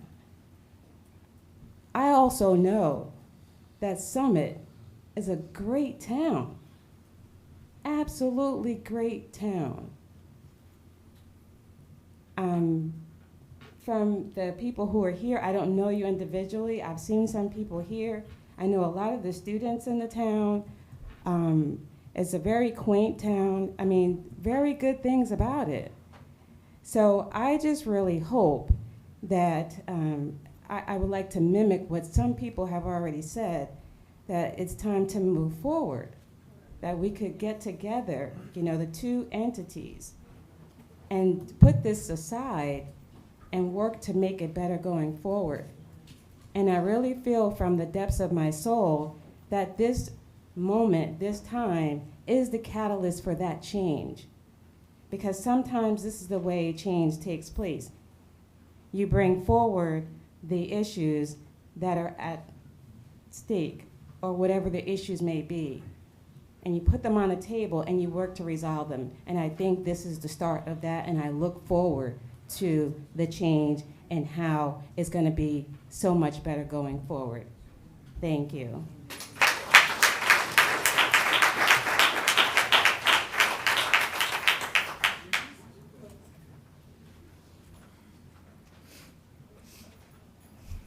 Hi, Susan Bowen, 45 Waldron Avenue, 61-year Hilltopper. Trevor, I'm trying to think. One of my daughter, I think, was in his class. I remember his mom well. I'm listening to all of this, and I'm on one side of this. I'm clearly on Jamel's side, but I'm listening to everybody. And what I'm hearing, the problem here, first of all, is the ad hominem attacks, which have to stop. It's just wrong. But the second thing is, it appears that this was an information problem. And from my perspective, just from what I've heard from Council President Allen, it appears that the information gap may have been between the Department of Community Programs, the communications person, and the City Council. So I think maybe some thought needs to be put there, because in general, if a city councilman wants to speak on the City of Summit's band shell, that's kind of a given, right? So let's move forward that way. Let's say, let's not do this anymore. Let's not have ad hominem attacks. We all live here. We all love it here. We all would stay here as long as we could. And I think there's an information gap. And I think that that's causing a lot of the emotional issue here. So what to do then is to say, okay, what are we going to do about this information gap? What happened, say, in February or May or even last fall? Where was the information gap? And how do we fix it? That's it. Just fix it. We all want the best. Everyone here wants the best. Everyone here loves Summit. Let's start there. Let's fix the problem without all the vitriol. Let's just fix it. And if there's some apologies to be made on both sides, let's make them. I'm a manager. Just Monday was my 40th anniversary of working on, 39th anniversary of working on Wall Street. And one of the things I tell all my people is, we praise in public and we criticize in private. It works really well. You don't have to scream at each other. You really don't. You can say, if this had happened in May or February, somebody should have said, somebody maybe from the DCP, maybe the communications officer, maybe Jamel himself, maybe the city council, I don't know. Somebody should have said, hey, what's this looking like? How's it gonna work? What's the order of speakers? One of the things I heard, I have 19 seconds. One of the things I heard was that some of the city council members said very nicely, I cede my time. To me, that sounds like a great solution. But let's talk about solutions without the vitriol, and certainly without the personal attacks on people who work hard, want to be here, want to live here, and want to make things right. Thank you, Susan.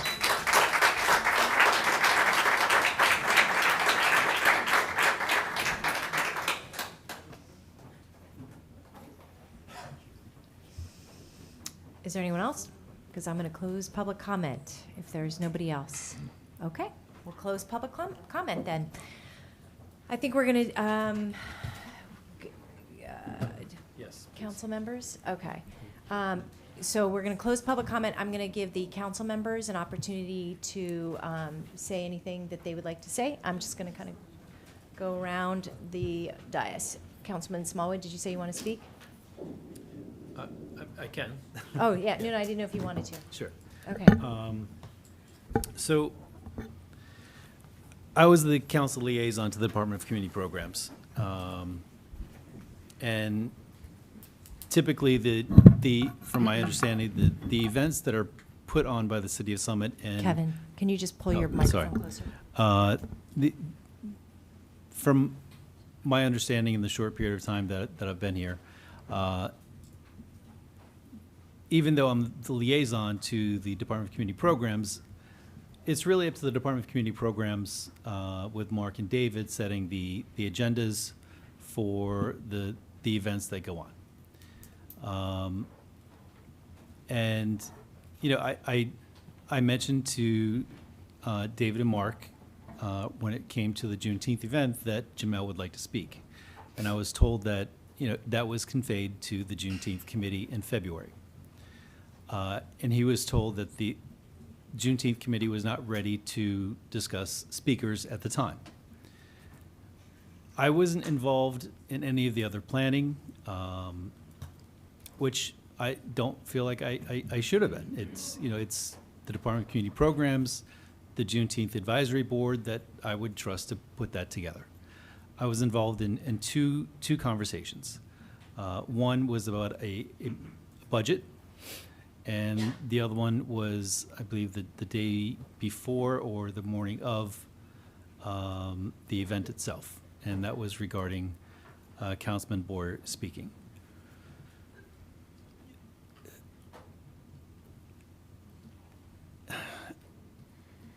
My impression was that, you know, there was an ultimate miscommunication, an ultimate breakdown of the Department of Community Programs, the Juneteenth Advisory Committee, about the complete agenda. And I think that was probably the biggest issue.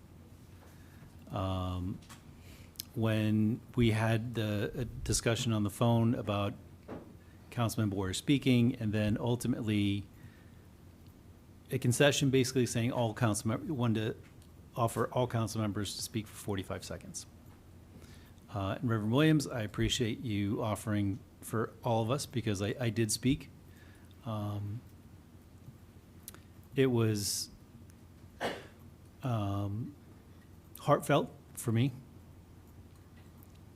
and I did appreciate that opportunity. But I also felt that Jamel, and with Ms. Harrison being the first African-American woman to be elected to the city council in the history, was extremely important.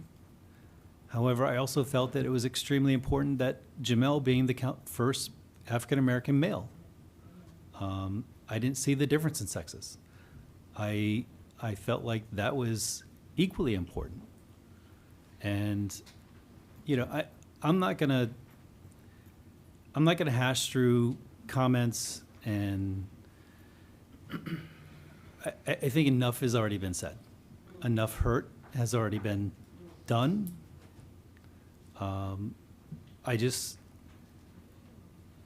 If I'm on the Department of Community Programs next year, I certainly will make sure that the Department of Community Programs and the Juneteenth and any other event advisory board has much better communication, and so that there are no last-minute surprises, last-minute changes, and everyone involved in all of the events are well aware of what will happen on that day.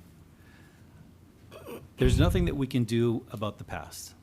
The only thing that we can do now is to learn from this experience. We are all neighbors, whether we all live here, worship here, or work here. And I will do my part as the Department of Community Programs liaison to work with the advisory committees so that we don't have any other misunderstandings going forward. I did want to advocate for Councilman Boyer, because I did feel like it was extremely important, him being the first African-American male to be elected to council. As a Caucasian male, I don't know what that means. He does. And I felt like him having that opportunity, or having a little bit more time to speak about that, I felt that that was important, and that's what I was trying to advocate for. I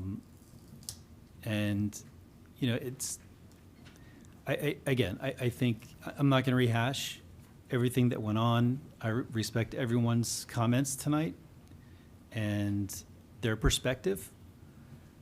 And I think from this point forward, I think there needs to be some discussions behind the scenes. And I really liked Ms. Bowen's comment, thank you, about, praise everyone publicly, criticize privately. There she is, sorry. I thought that hit home with me, so thank you for that. And this is a very public forum. I've in the 6 months that I've been here, I choose my words wisely, and I want to make sure that the temperature of this room. I appreciate everyone being here, and I love the engagement, but it would be a lot better if we were all here in celebration in this engagement. And I feel like the miscommunications regarding the Juneteenth event, although I thought it went off very well, and I enjoyed being there. But I think the events afterwards that happened kind of took away from it. And I hope that doesn't happen again in the future. So I will do my part to help bridge the gap, and I think there certainly needs to be some private conversations after this evening to help kind of bridge that gap. And I will certainly do my part to help make that happen. So, thank you.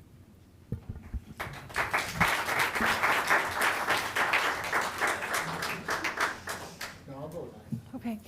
Councilman Bartan?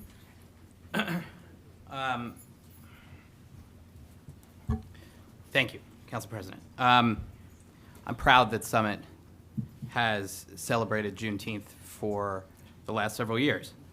I have never been part of the planning committee or the planning of the event at all. This year I was honored to be asked to speak, and I did so.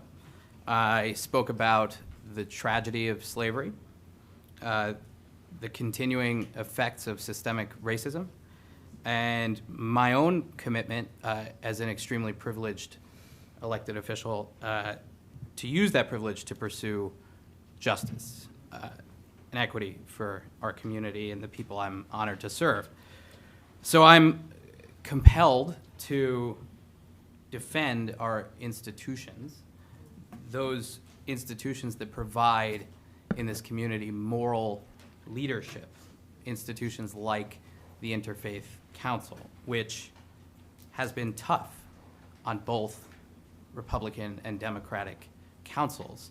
They advocate for the gospel, and they advocate for what they believe is the moral obligation of this city.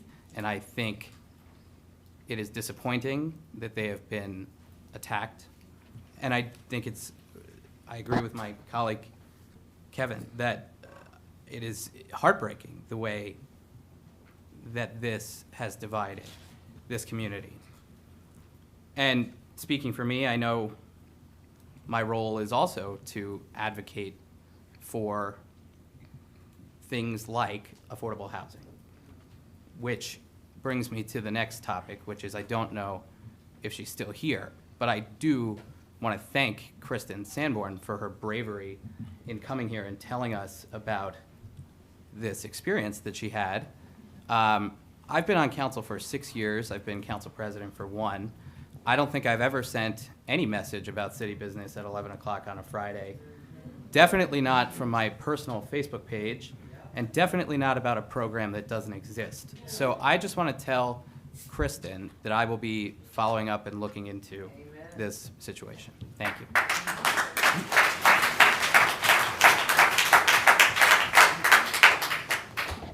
I'd like to comment on that. Well, anybody who knows me knows I'm usually working or emailing at all hours of the day. Emailing is working a lot, and I will say that, Greg, you're actually on an email with me Saturday, February 17th, and I said, actually Director Schrager and I were on this email, and he said, forwarding this as an FYI, as I learned about at my NJSME meeting this week, this would be a major change to development as we know it, and we've had more than a few requests in the past to have accessory dwelling units in the past in Summit. We'll create some interesting debates, and many in the planning world support this for many reasons we can discuss later. For now, just an FYI. And we also went back and forth between the planner on February 14th around accessory dwelling units. And then I called Joe Burgess around accessory dwelling units. So my comment was regarding the bill that's in the Senate right now. I don't have it on me.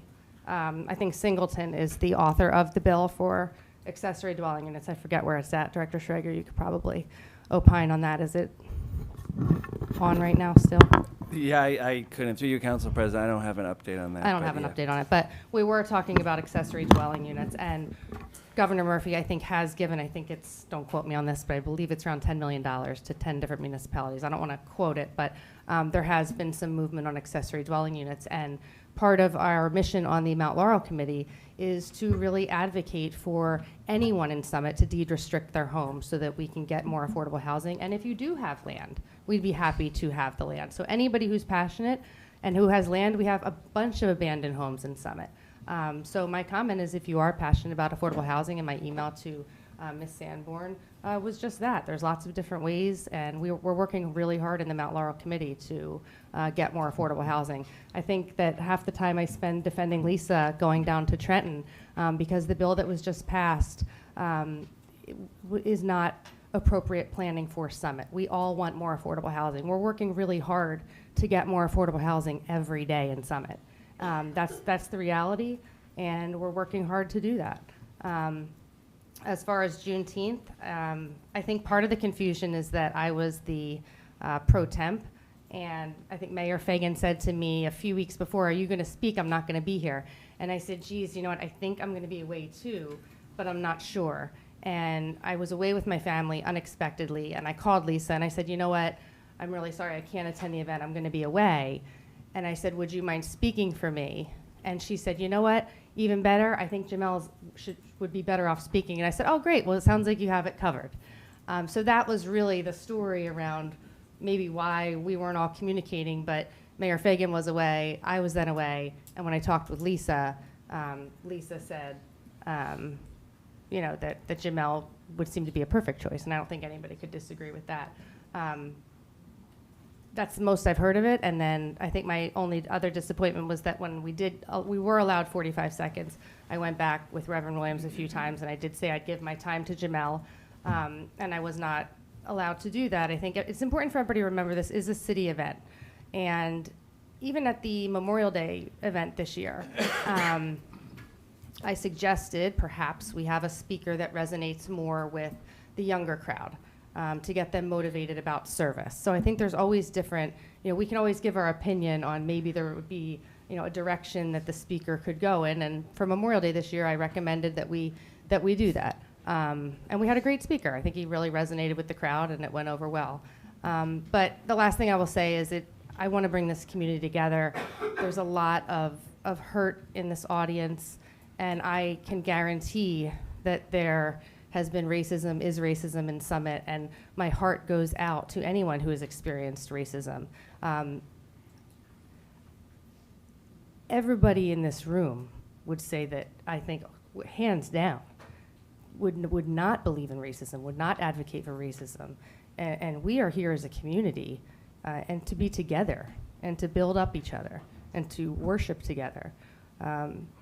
This is a place of community. And trust me here, I am not up here for politics. I am here to serve the residents of Summit and do the right thing, and making you feel safe in your homes, making you feel safe in your streets. Know that is my priority. Please know that that is our priority, and that is genuine. Thank you.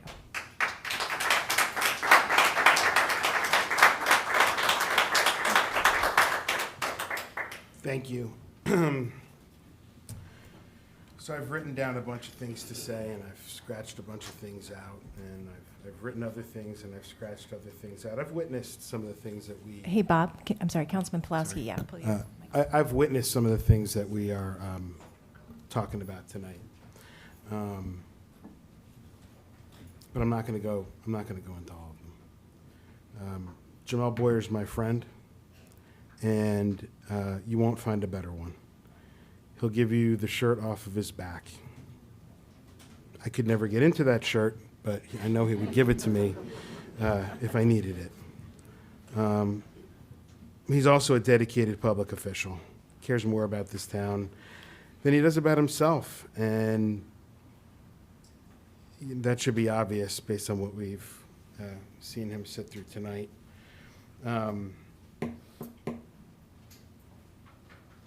I've seen Jamel be treated unfairly ever since he started running, and it pains me.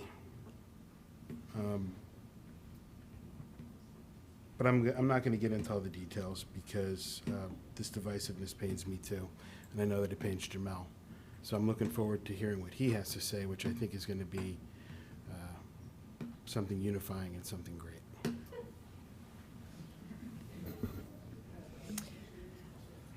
Councilman Miniger, do you want to say anything? No? Okay. Councilman Boyer. So there is many things running through my mind right now. As I look out at so many people who I know, so many people who have raised me over the years, friends, cousins, aunts, uncles, extended family, supporters, detractors. I truly appreciate the fact that all of you are here. The problem with this whole scenario is this. I was told one thing. I am on the safety committee, the health committee, Summit Housing Authority. I have a job. I have 2 children. I got a dog. I have a lot to do, right? So when somebody tells me, hey, are you gonna do this? And I say yes, then it's, you know, when do I show up, or what do I need to do? I mean, that's kind of how it is. Now, the week of the event, I'm thinking everything is fine. And you gotta understand, I'm not a part of any of these conversations. I haven't spoken to anybody.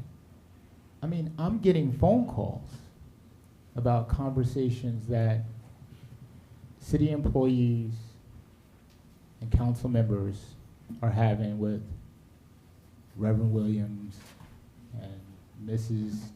Kincaid,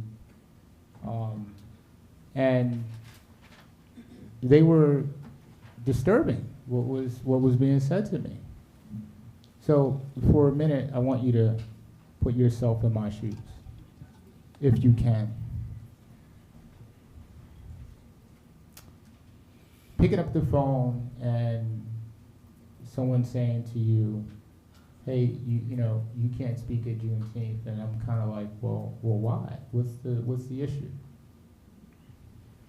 Well, the issue is that, you know, they feel as though that you don't represent black people in Summit.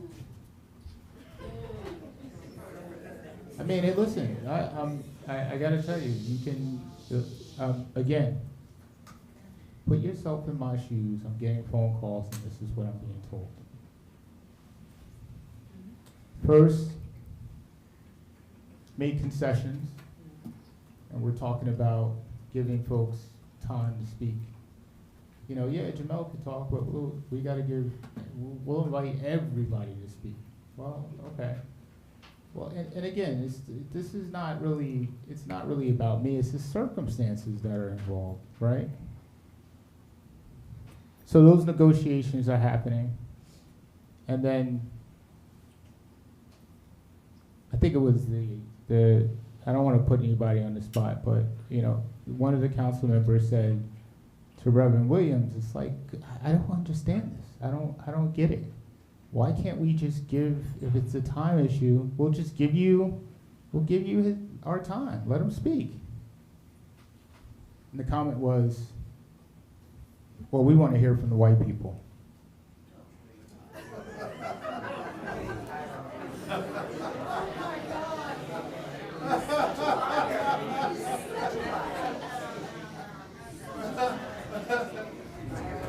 Yeah, I mean, exactly. That was my shock too. I think that stuff is ridiculous, and you could really understand why. I'm really upset. It's not about the event. It's not about the time, you know, it's about the conversations about me with a group of other people and then coming back to me. Addressing this issue is particularly challenging because when black faith leaders are often seen as moral and ethical leaders within our community, I get that. And challenging some comments or actions can be perceived as divisive or as betraying solidarity within the black community. But this is not my goal or intention. However, it's essential to remember that accountability and fairness should apply to everybody, regardless of their position or status. We should expect faith leaders to promote fairness and open communication, even if our political views differ. They should approach situations with impartiality and respect. In this case, they should have facilitated a constructive dialogue. Why not call me? Why not, if you have a disagreement with me speaking, pick up the phone and call me? Why talk to all of the rest of the council members and say all these things? You know, Hey.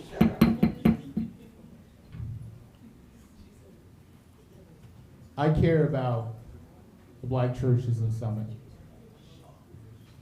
The black church is an institution. It has history, it has narrative, it has a sense of self-understanding, and it gives meaning to people's lives. And I don't want to see the image of the church represented in this way. No, allowing certain behavior from anyone to go unaddressed creates a double standard and promotes hypocrisy. If we, as leaders and religious leaders, preach values of love, equality, and justice, but our actions contradict these teachings, then it undermines the core message that they are supposed to uphold. In resolving these differences, there must be a willingness from the person in the wrong to apologize and take accountability. On the other side, the party that has been wrong must be willing to forgive. And Reverend Williams, Ms. Kincaid, Reverend Williams,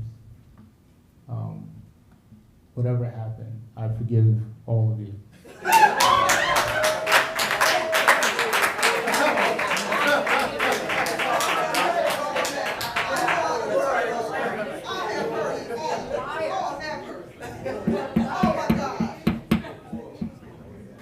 But you see, when pride and arrogance prevent people from admitting their wrongs to their brothers and sisters, they refuse to apologize, and it creates a barrier.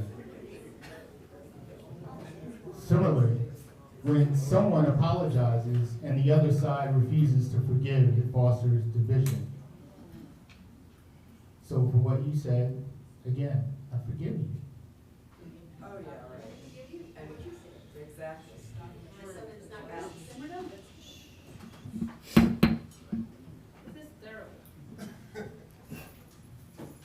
In such cases, unity becomes impossible if we harbor hatred and bitterness in our hearts. Because these issues here that we're dealing with are petty issues. We become enemies to each other. When working together, trust is essential. If we can't trust one another to have each other's backs, unity is unattainable. As a community, we must overcome these barriers to achieve true harmony and collaboration. I want to sincerely also apologize to the residents of Summit for taking time away from addressing your concerns to deal with this matter. However, it is crucial to bring these issues to light because they will continue to occur if left unaddressed. We cannot simply kick the can down the road for someone else to deal with it, especially when that person may share the same values and views as you. It is essential to encourage those who remain silent to speak up and stand against discrimination and bias. By doing so, we foster a community that upholds fairness, equity, and respect for all. And lastly, I want to thank the pastor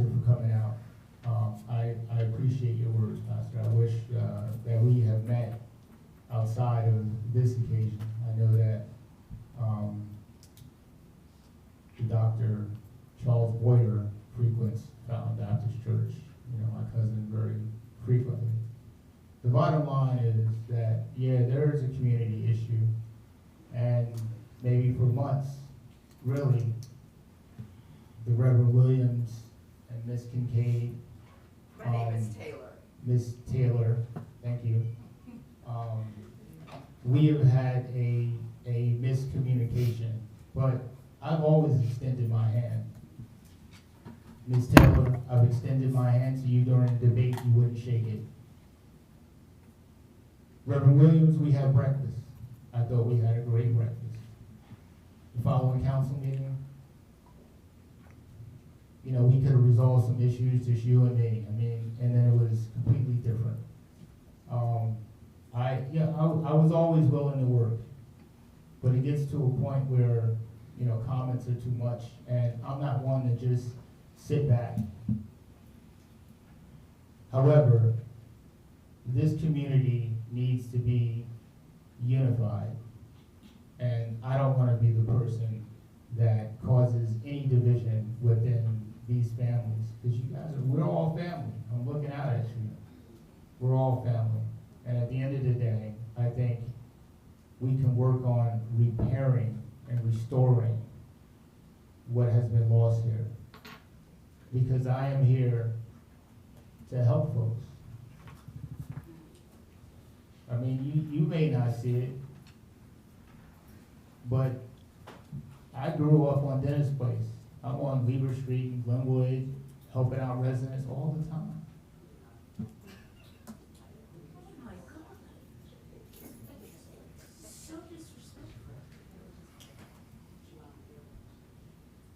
See, that's the stuff. See that, but that's the stuff I've been dealing with, And so, if we really want to, if we really want to see what's going on, this has been going on. This is the type of stuff that I've been dealing with.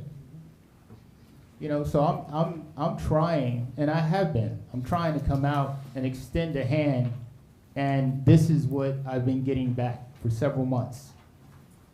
Right? So we could sit there, we could say, you know what, yeah, he's lying, he's doing this, he's doing that. But your actions tell the truth. They tell the story.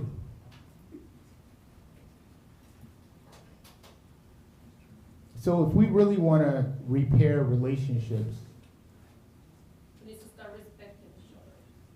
let's do that. Let's do that.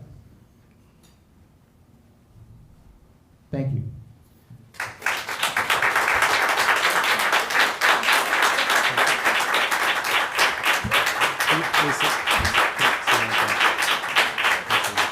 Councilman Smallwood. As I mentioned before, I didn't want to get into details because I want to move on from this, but I felt like one of the comments that Councilman Boyer just said, a third of the room got up and walked away. Other than okay. Okay. Thank you. Thank you. That makes sense. Okay, that's good. Can we leave it there? Thank you. Okay. Through Thank Council you for President, telling us that. may I make a quick comment? Yeah. Sorry. So I wanted to ask, so Ms. Sanborn had a question I wanted to ask you, and you don't have to answer it yet, but did you reach out to anyone else seeking them to donate their land? No, but I certainly would, and we've been talking about it in the Mount Laurel Committee.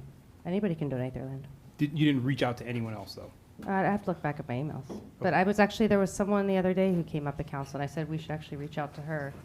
But we've been reaching out to churches and many churches.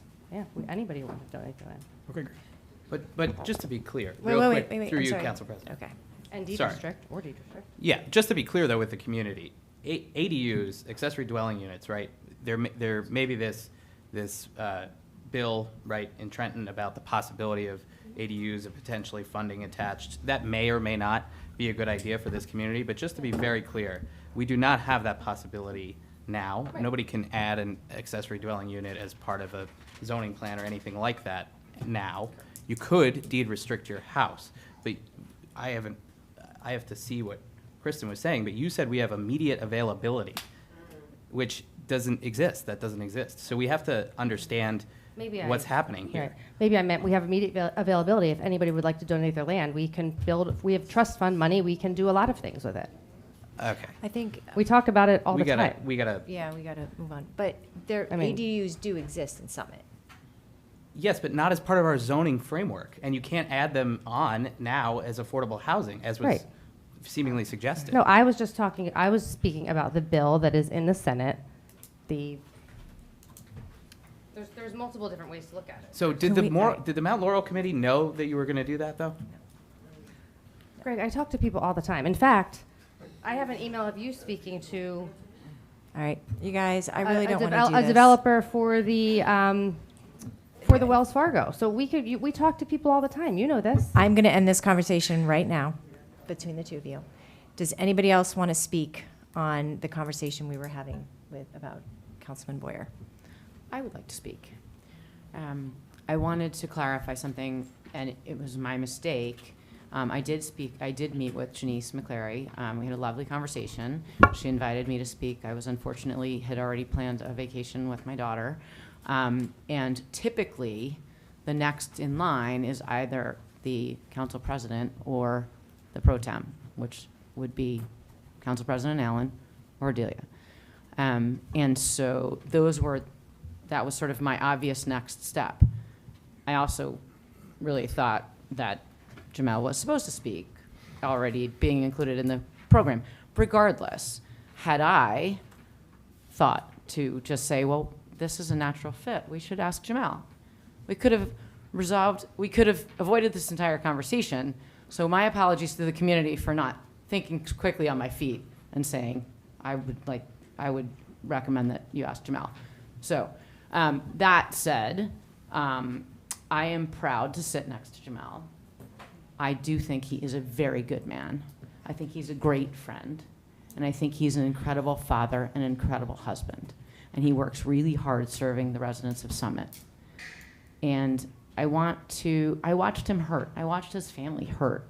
And that's his emotions are valid, as are all of yours. And so I just want everybody to hear that when I watch a friend or a family member hurt, I get protective. And I'm starting to get a little mama bear about our community. So I am here. I believe Summit is filled with really good people. And I believe that Summit is special because of our diversity. It's one of the things that drew my husband and me to raise our family here. Our diversity should be celebrated with events like Juneteenth and the Pride celebration and AAPI and Fiesta Latina and all of the things that we do that are so fantastic and make our community so incredible.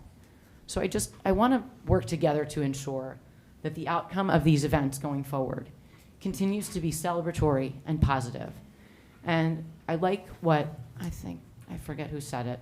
A gentleman said, we should do better. And I think we should do better, and I think we can.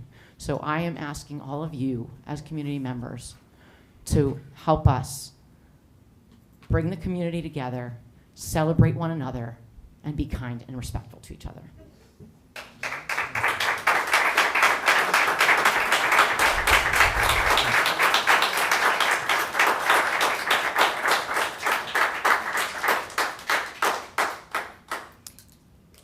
Reverend Williams and I had a very long conversation together, and we hung up saying we agree to disagree. And that happens with my husband a lot, so that's a good sign, I hope. This was an opportunity for our community, sometimes very painful. But you know what? Sometimes things happen for a reason. I will defend Councilman Boyer, but I will also defend that people should be here tonight sharing their opinions. And I will defend that we need to continue the march forward. As long as there's humans, there is going to be discrimination, but this community rejects discrimination. We reject it. And it's going to be imperfect, and we are accountable. all of us, every single one of us, should be accountable for our behavior. We can only control ourselves. We cannot control the world around us, but we can try to influence with the goodness in our hearts. And some people say that there is a separation of church and state. But as a Christian, I look at this crowd every single time from this dais, and that's the prism that I look through. So I'm going to close on these words. Proverbs 10:12. Hatred stirs up dissension, but love covers all wrongs. Galatians 5:22 says, but the fruit of the Spirit is love, joy, peace, patience, kindness, goodness, faithfulness, gentleness, and self-control. Against such things there is no law. And I will commit that we will tighten our processes, that we will communicate better, and that this will not happen again. That I can commit to you and to work on these relationships. So thank you for coming tonight, you guys. I appreciate it. We're going to take a break, and then we're going to get to city business. Okay? Thank you. It's closed.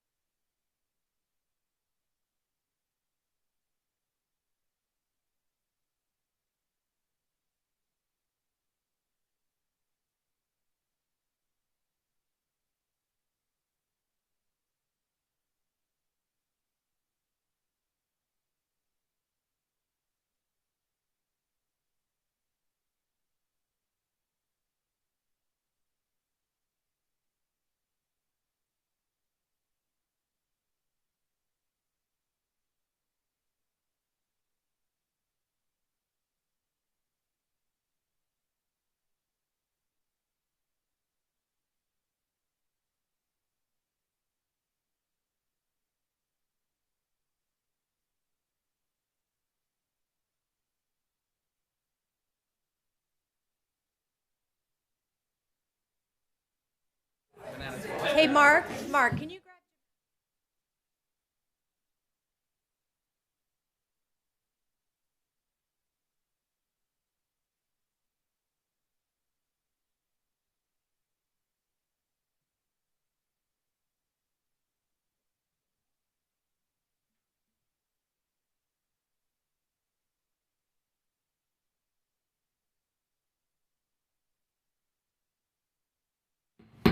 Okay, we're going to call this meeting back to order.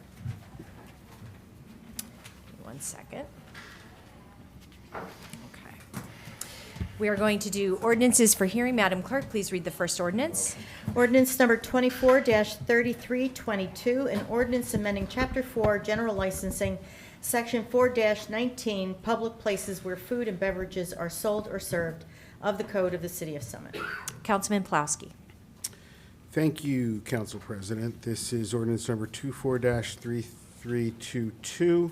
This ordinance amends Chapter 4, Section 4-19, Public Places Where Food and Beverages Are Sold or Served, to provide that in the event of a change in name or a change in ownership of a food establishment, a new application must be filed and a new license issued prior to selling food under the new ownership or new name. In addition, the holder of the license must notify the city clerk of such change at least 30 days prior to the effective date of such change, or as soon as the change becomes known, if it is to occur within 30 days. We talked at the last meeting about how currently this information would only come to the city upon renewal of a license at the beginning of a calendar year. So this just allows the city to know who's owning different establishments, et cetera, as that ownership changes during the course of a year. And I move this ordinance for hearing. I second. Excellent. Okay, hearing is open. Any council comments? Okay, we're, public comments? Okay, we're going to close the hearing. Madam Clerk, please read the second ordinance. Ordinance number 24-3323, an ordinance amending the code, Chapter 7, Traffic, Section 7-25, Regulations for the Movement and the Parking of Traffic on Municipal Property and Board of Ed Property, subsection 7-25.4, Regulations. Thank you, Council President. Council Smallwood. Sorry, I was a little ahead of you. I've read this 4 times, so I know it by heart. This is ID number 24-3323, an ordinance amending the code, Chapter 7, Traffic, Section 7-25, Regulations for the Movement and the parking of parking of traffic on municipal property and Board of Education property, subsection 7-25.4 regulations. This is in the manner of parking and parking lots and garages. This will allow anyone to back into or head in to any of our parking spaces as long as the license plate is facing towards the right-of-way where the traffic parking authority officers are able to read the license plate with our license plate readers. If there is no license plate in the front, you will need to drive into the parking spaces so that their license plate is always facing outward, so that our officers can read the license plate. I move this ordinance for hearing. And I second. Excellent. Okay. Hearing is open. Council comments? Public comments? Oh, I think we need more discussion. Okay. One quick question. Yeah, go ahead. Sorry. Don Nelson, 20 Plain Street. What's the real reason why this is happening? The true reason? Councilman? Andy? I'm kidding. Because my question is. Oh, actually, the clerk. I can offer it, Don. Okay. So we were reviewing the ordinances, and there's 2 reasons. The Parking Services Agency can't read the license from their lane of travel, and so this will allow them to do their job more efficiently. That part I get. And then, while we were looking to amend the ordinance, we noticed that the ordinance did not allow for enforcement of all the both garages. It only allowed enforcement in one. So this was also a housekeeping thing. Yeah, so to I include. get both of those. Yes. I think I'm struggling a little bit with, if you have a license plate on the front of your car, you have to back in, or if you have it only on the back of your car. I can't understand, I mean, it's hard. The point is, people with both plates have the option to, So people live in Pennsylvania have to pull in. People from Florida have to pull in. yeah, So we're relying on them. or people without a backup camera. So we're relying on the public to park properly, as opposed to just saying, all cars park in head first, which we do now. Why not just stay that way? I can answer that. I'm not trying to be a pain, I'm No, not trying that's to be a jerk yeah. about it, but it's been that way, and I don't want to sound like one of those guys, it's been that way forever, but it worked. Right. So the ordinance, that the way it was written was only applied to the tier garage. So you would, okay. All of the other parking garages and parking lots, any tickets that were issued for someone who backed in, even if they had a front license plate, we even had signs that says Right. that says head in parking only. All of those tickets were void because our ordinance didn't apply to those parking lots. Upon further discussion, even within our parking advisory committee here on council, there's a lot of people who have started to back in. Some find it a lot easier because of the cameras.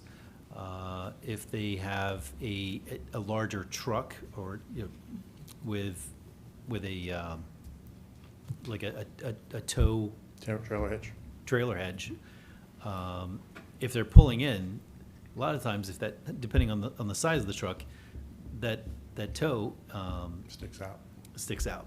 So I mean, those are just some of the reasons that came up during this discussion, and it came to, after speaking with Nicole Sawicki, the director or the assistant.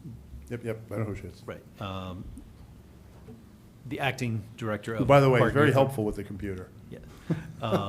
So from discussions on council, our parking advisory committee, we didn't necessarily see an issue with it. The biggest issue was the license plate readers. And we're able to figure out the language in the ordinance, and now we're working on the language. Nicole and her team are working on the language that will be easy to read in our parking lots and garages, so that you can back in or you can drive in, as long as you have a license plate that is facing towards the Lane of traffic. lane of traffic. Yeah, Thank yep, you. I understand all that part. I'm just struggling with why we're making it an option. Everybody pull in, and then there's no question about it. I mean, And for years, the people Yeah. have been backing in, and they haven't been able to write their tickets. and then they should get a ticket, because it says pull in head first. Right, but the Okay, ordinance. I get, yeah. It's a go around in a circle. Yeah. All right, thanks. So, we're just giving people more options, as long as they have a front license plate. Motion to close this discussion? Yes. Any other public comments before we do? All right, we're going to close the hearing.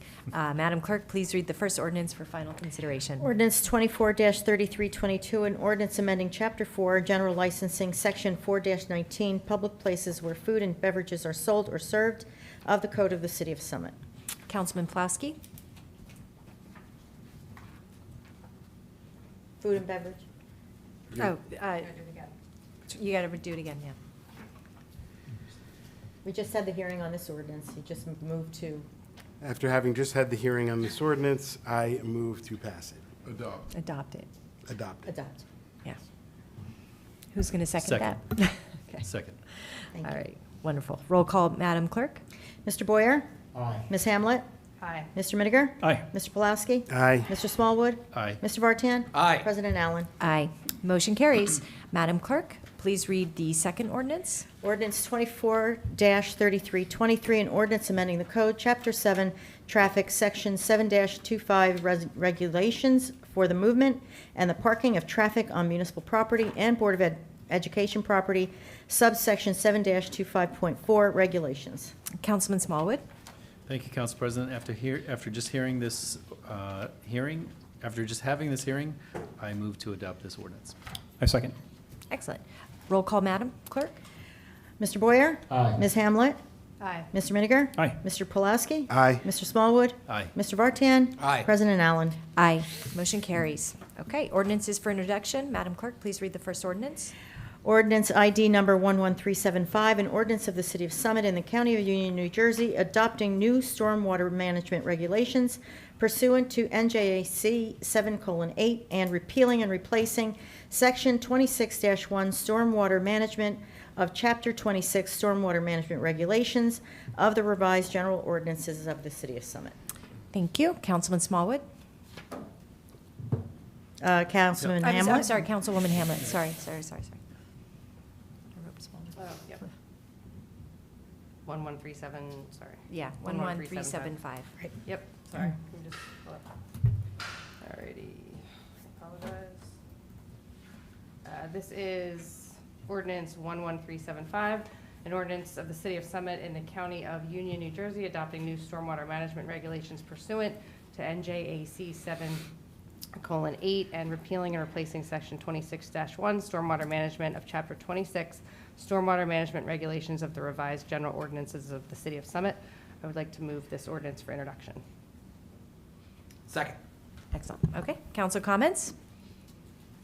Nope, all right. Roll call vote, please, Madam Clerk? Mr. Boyer? Aye. Ms. Hamlet? Aye. Mr. Miniger? Aye. Mr. Pulaski? Aye. Mr. Smallwood? Aye. Mr. Vartan? Aye. President Allen? Aye. Okay, the hearing will be on Tuesday, July 30th. On to resolutions. Capital projects and community service, Councilwoman Hamlet. Yes, this is ID 11379, which will authorize execution of agreements for permanent art placement on the Village Green and the City Hall courtyard for two different art sculptures. I would like to move this resolution For adoption. for adoption. I'm sorry, I was Oh, late. sorry. I'd like to move this resolution for adoption. Second. Okay, great. Council comments? Yes. So I was looking at the artwork and I was thinking to myself,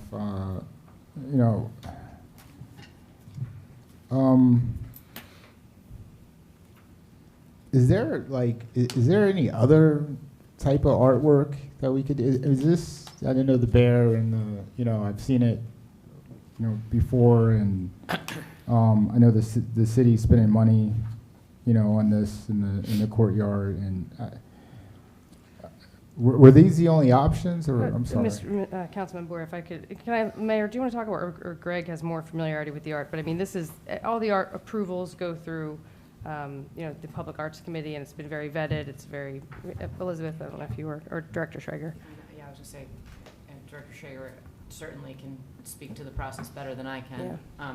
But I will say that the Arts Committee works pretty hard to identify artists, and they come up with they identify the artist, and then they commission the artist, or identify a piece that they like that will come in. So Okay. you can speak. I'm not going to go against the artist because I'm not much of an art guy. I just throwing that out there. So maybe I don't know Can I, crossover. through you, Council President, can I? Councilman. So there's a number of pieces around town that I don't totally love.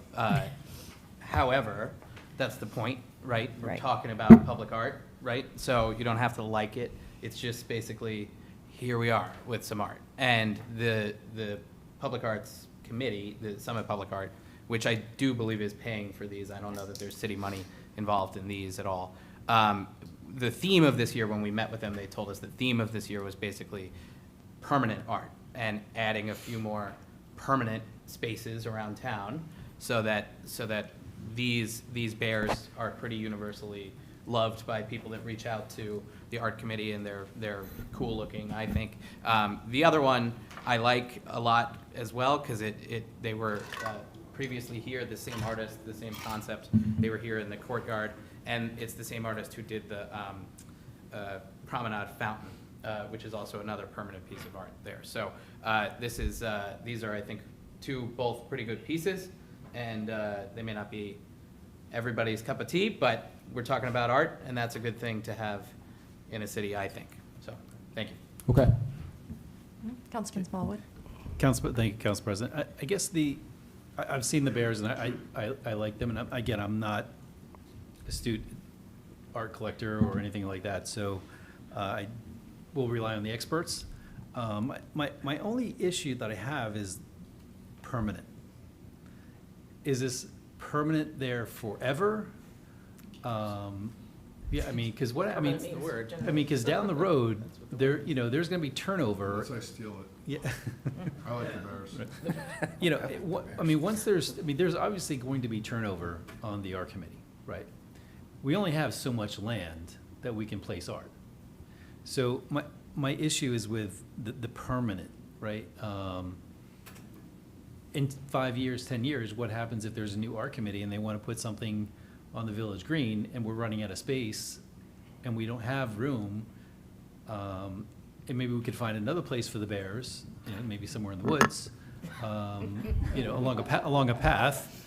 I just have an issue with the permanent placement of where it is. I don't mind having permanent bears, but I'm just concerned, are we locking ourselves into this one specific spot for these bears? Do you have any comment? Oh, go ahead. Yeah, let me give Director Schrager an opportunity. Yes, through you, Council President. I could certainly appreciate that, and I think the word permanent there is really intended to mean more than just the cycle that they go on, which is, I forgot, maybe Rosie, is it a year and a half or so? But it obviously can't be permanent. It could break, it could be damaged. So I know it's daunting to think it will be there longer than we are. But I also believe that if the Arts Committee approached us and said, hey, we would like to swap that out, we could, and they still have to follow the process that's been adopted. Essentially, they'd either have to move it to somewhere else that's been identified as permanent or a temporary spot, but then it's back on a cycle. So I agree with you, but I think the map we have that details where there's temporary spots and permanent spots is actually the only spots we have available. It could be amended. We could add or decrease. So, but yes, the one in the courtyard would stay there until either it is damaged or is replaced by the Arts Committee. But on a positive note, I think we've had a lot of art at City Hall that maybe, and don't take the opinion of an engineer for art, like ever, that people didn't really like. So I think the glass was very, very well received by, across the board of all demographics. So that's a good one to put there. And the bears, I don't think anyone complained about them at all. No, So those are good ones. But My concern is not the art itself. I mean, I actually do like the bears. I'm just, as long as there's the ability to move them for whatever reason, if they do break or if they deteriorate, or if 5 years down the road, the new art committee wants to put something else there, and then they can be placed somewhere else and be on a rotating, but we're designating necessarily that spot for permanent art, not necessarily that particular art. Is that correct? correct. I mean, it's there with the intent to be there beyond the normal cycle. Right. And in theory, for as long as it can be, but if they want to swap it out, they would follow the process to just say, we're going to swap it out. All right, Council Yeah. President, just one more point. If, what I want to impress upon my colleagues is that city's not paying for this stuff, and it's being driven completely by a group of volunteers.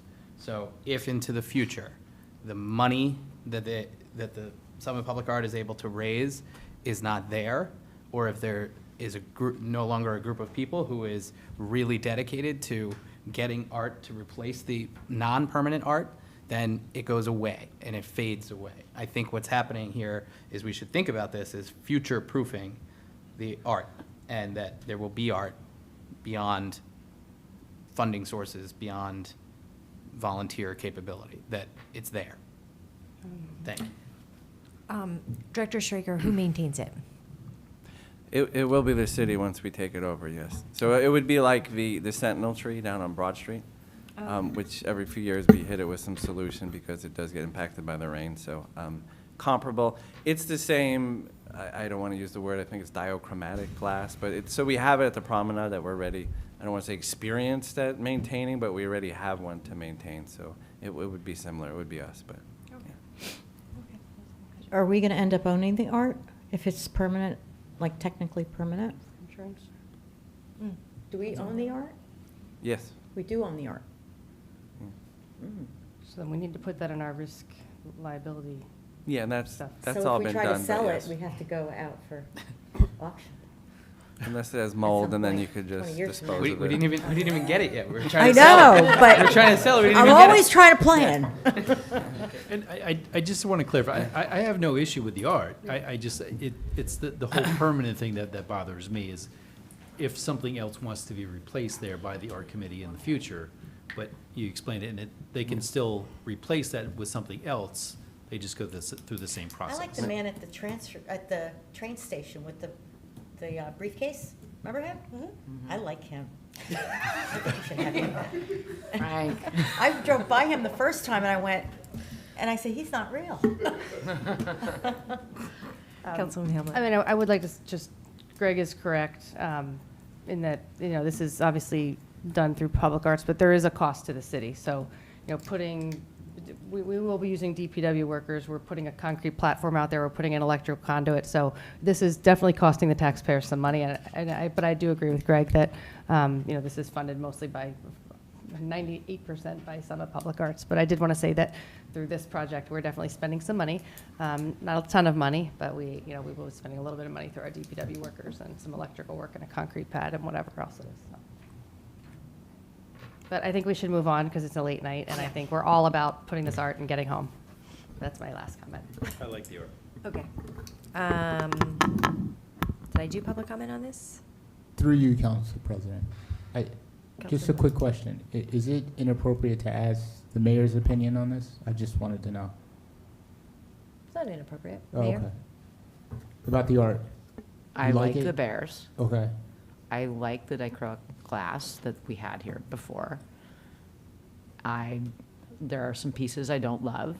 As Greg said, art is, the beauty is in the eye of the beholder. Right. And so part of the fun of art is we can talk about how we like or don't like something, and we can dig into that sometime. Not here, not now. The permanency of it. Like, No, yeah. I think it's, we don't need 700 permanent pieces of art, because where will we put them?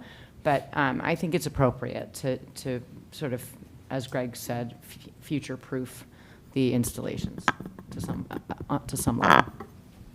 And if I could, for you, Council President, so when we converted these two locations, which were temporary art locations, so we didn't actually increase the number. I think the last increase we did was when we added the park line 5 or 6 years ago, so we just really converted temporary to permanent ones, so. Yeah. All right, great. Any public comments? Okay, great. We're going to take a vote. All in favor? Aye. Any opposed? Motion carries. Okay, Councilman Hamlet, your second resolution. Yes, this is ID 11373, declaring a vacancy as discussed in closed session tonight in the Department of Community Services, the Division of Public Works Sanitation Unit, 1 full-time sanitation truck driver. Would like to move this resolution for adoption. Second. Okay, council comments? Any public comments? Okay, all in favor? Aye. Any opposed? Motion carries. Number 3. This is ID 11360. This is appointing Housing Authority member. This was discussed in pending closed session discussion. We will be introducing or recommending Peter Kane for the Housing Authority member. I'd like to move this resolution for adoption. Okay. Council comments? I Did second. you get a second? I second. I'm first. sorry, Thank you. sorry. Council comments? Public comments? Okay, all in favor? Aye. Any opposed? Nay. Nay. Motion carries. Okay. Councilwoman Hamlet, number 4. ID 11377. This is to, as discussed in closed session, appoint an Affordable Housing Committee member, Liz Newell. I would like to move this resolution for adoption. Second. Okay. Any council comments? Just only want to say that Liz Newell this is amazing that she is volunteering her time. I think the world of Liz. She was on other committees, and everything else, I think this is going to be a great addition to our city and our volunteers. Thank you. Yeah. I agree. She was on the zoning board for many years, so. Okay. Public comments?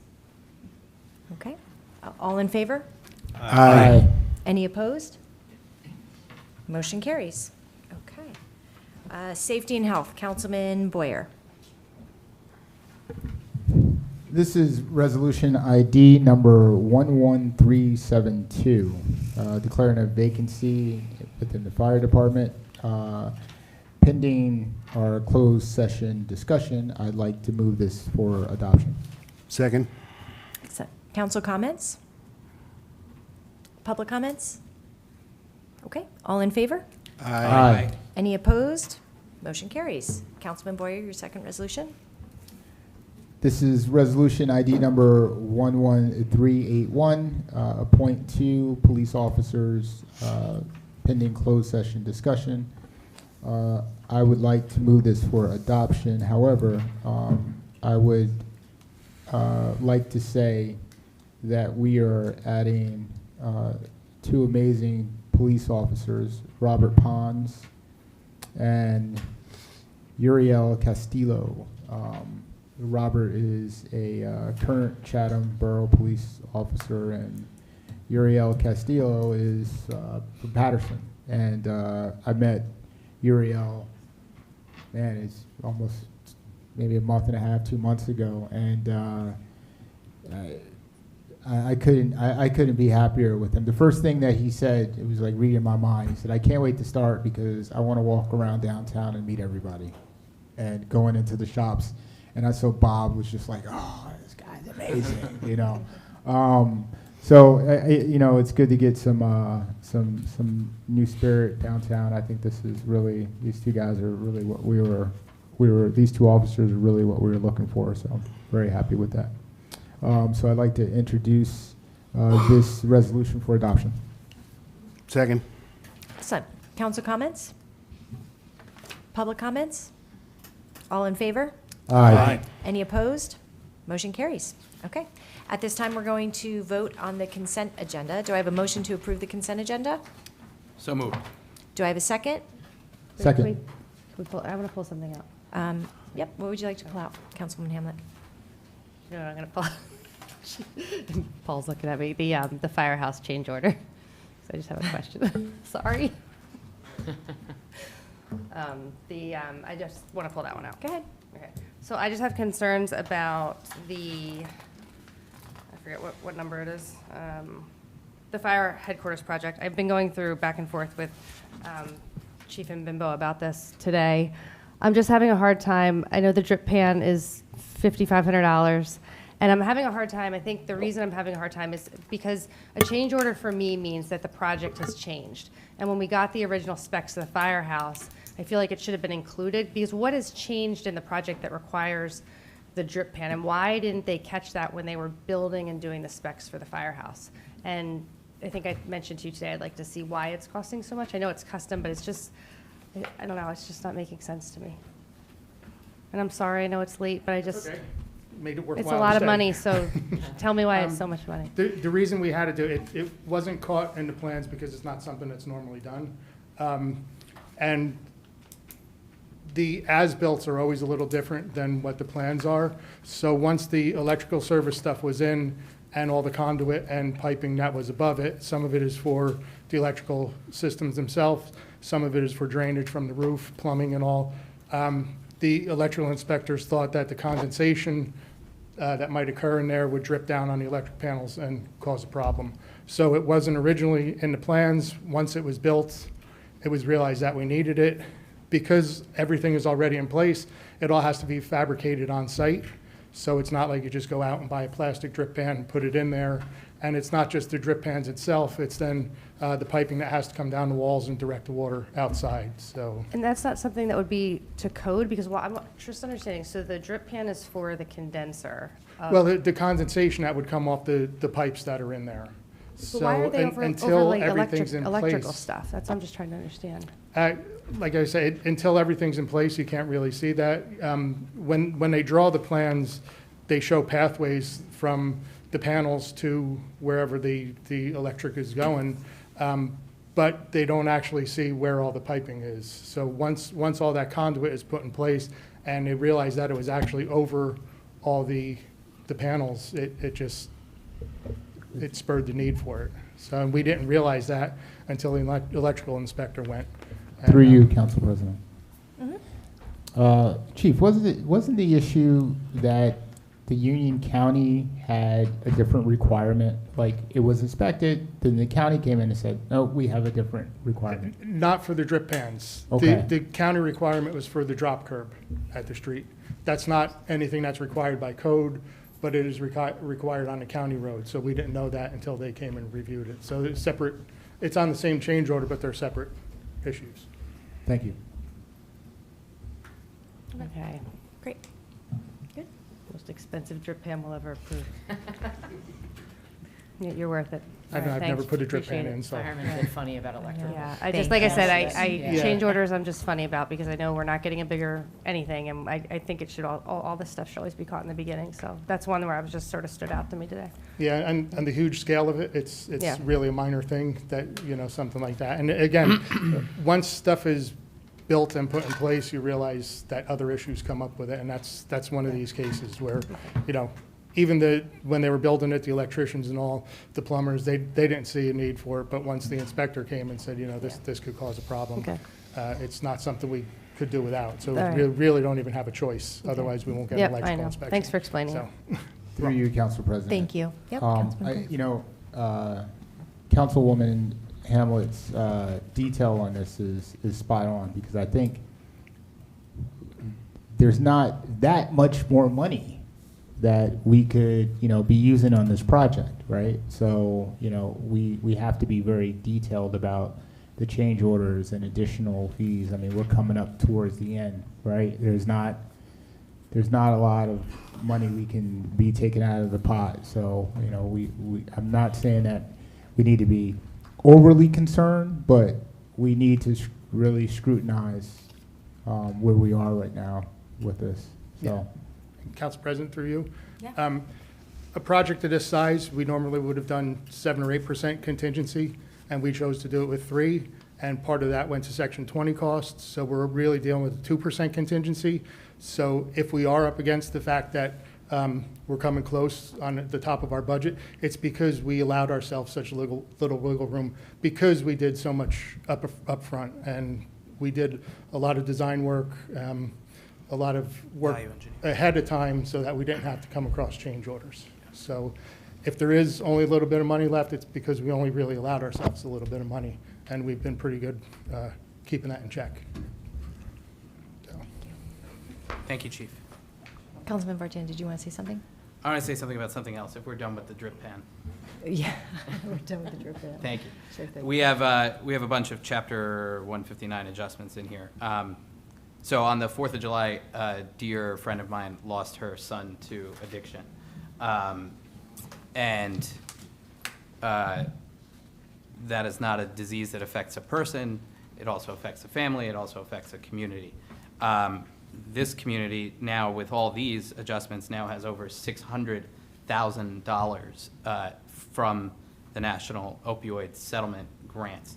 So there are very specific requirements as to how the city can disperse that money. I would like to make the pitch that the Administrative Policies Committee can set up a mechanism for first understanding how it can be spent, and then secondly, probably having to involve nonprofits in the community in order to disperse that money in a way that makes us a stronger community, better able to fight this insidious disease.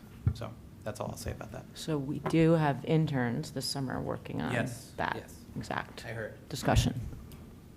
I mean, we also had a meeting, I think I was at that meeting, with the mayor, Rich, the city administrator, regarding the opioid money.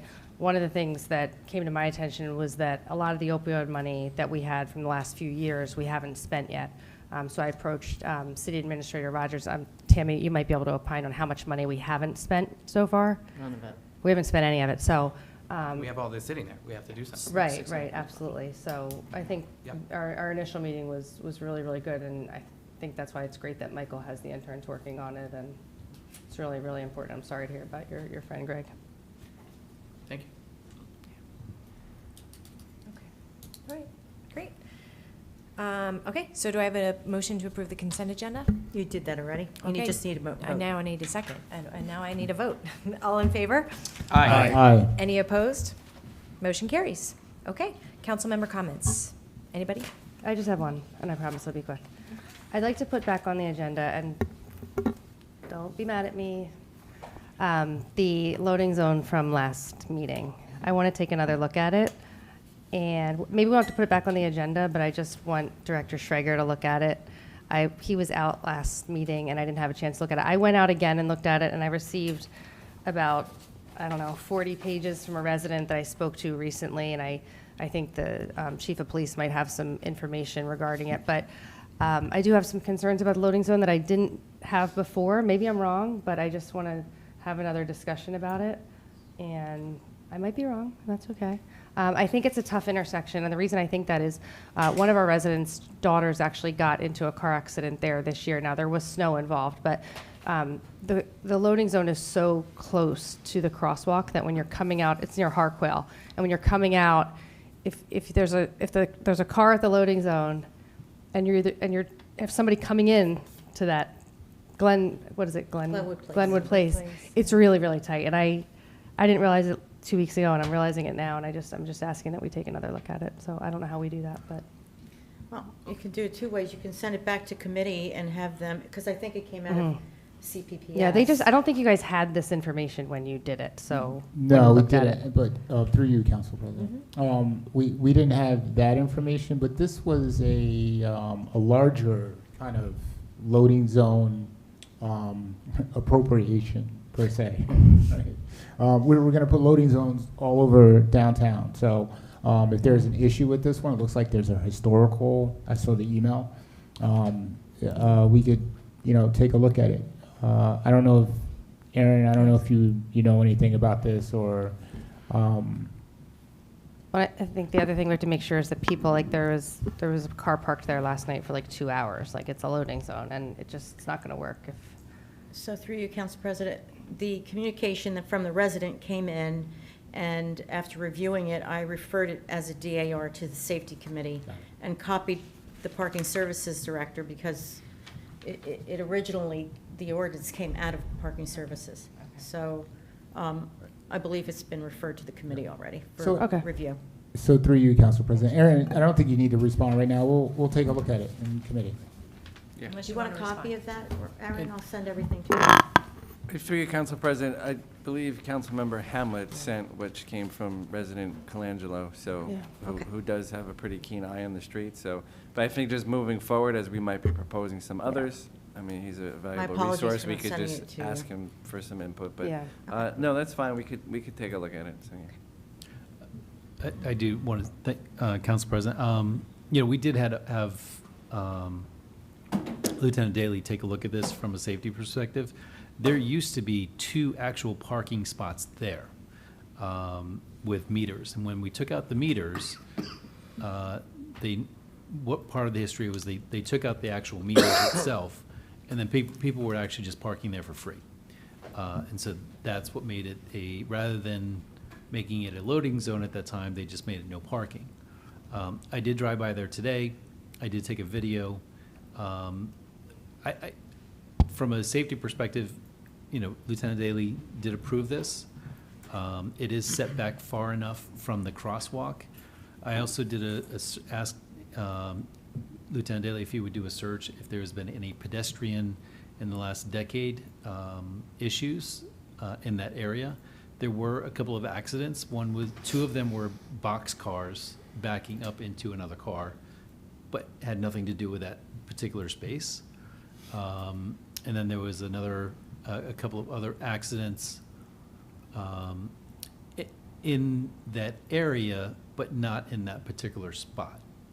Glenwood Avenue was listed as a street of interest or in that area, but it wasn't in that particular spot itself. And so that's the reason why we felt comfortable making that a one-car loading, unloading zone, and it is already striped. Okay. All right. Well, you'll be looking at it again. I just have a question. Yeah. Whose property is that right there? Cities. Yeah. It is cities. Yeah. I will say, when there's a truck there, it does create a blind spot, and when you try to turn right, you have to go around the parked truck, and if you have oncoming traffic, you don't see it. So it is a little tricky. Turning onto Glenwood or So Springfield? if you're taking a right onto Glenwood from Springfield Avenue and there's a big truck there, you have to take a wide turn around that truck, and when you have oncoming traffic, it can be dangerous. Well, I know. with all due respect, we have that Yep. we have that problem everywhere where we have restaurants and we have tractor trailers parked on the street doing unloading because we just don't have the space. And, unfortunately, I know Councilwoman Hamlet has brought this up several times on Maple Street, by the DeForest parking lots. There's just nowhere else for them to park and unload their trucks, and we have several restaurants that are there. Where else are they gonna I park? think we can find spots. I think Where? they can go in that parking garage. Or we could think about the reason they can't pull in near Barbacoa is because they can't, if they're coming in the other way, they can't get under that bridge. So maybe Exactly. we have to make it a one-way the other way, or tell them they gotta pull, they can't keep parking outside Barbacoa because it's a complete disaster. So we have to figure out something. Yeah, I don't mean, know what it through you, Council President, I mean, that's the point.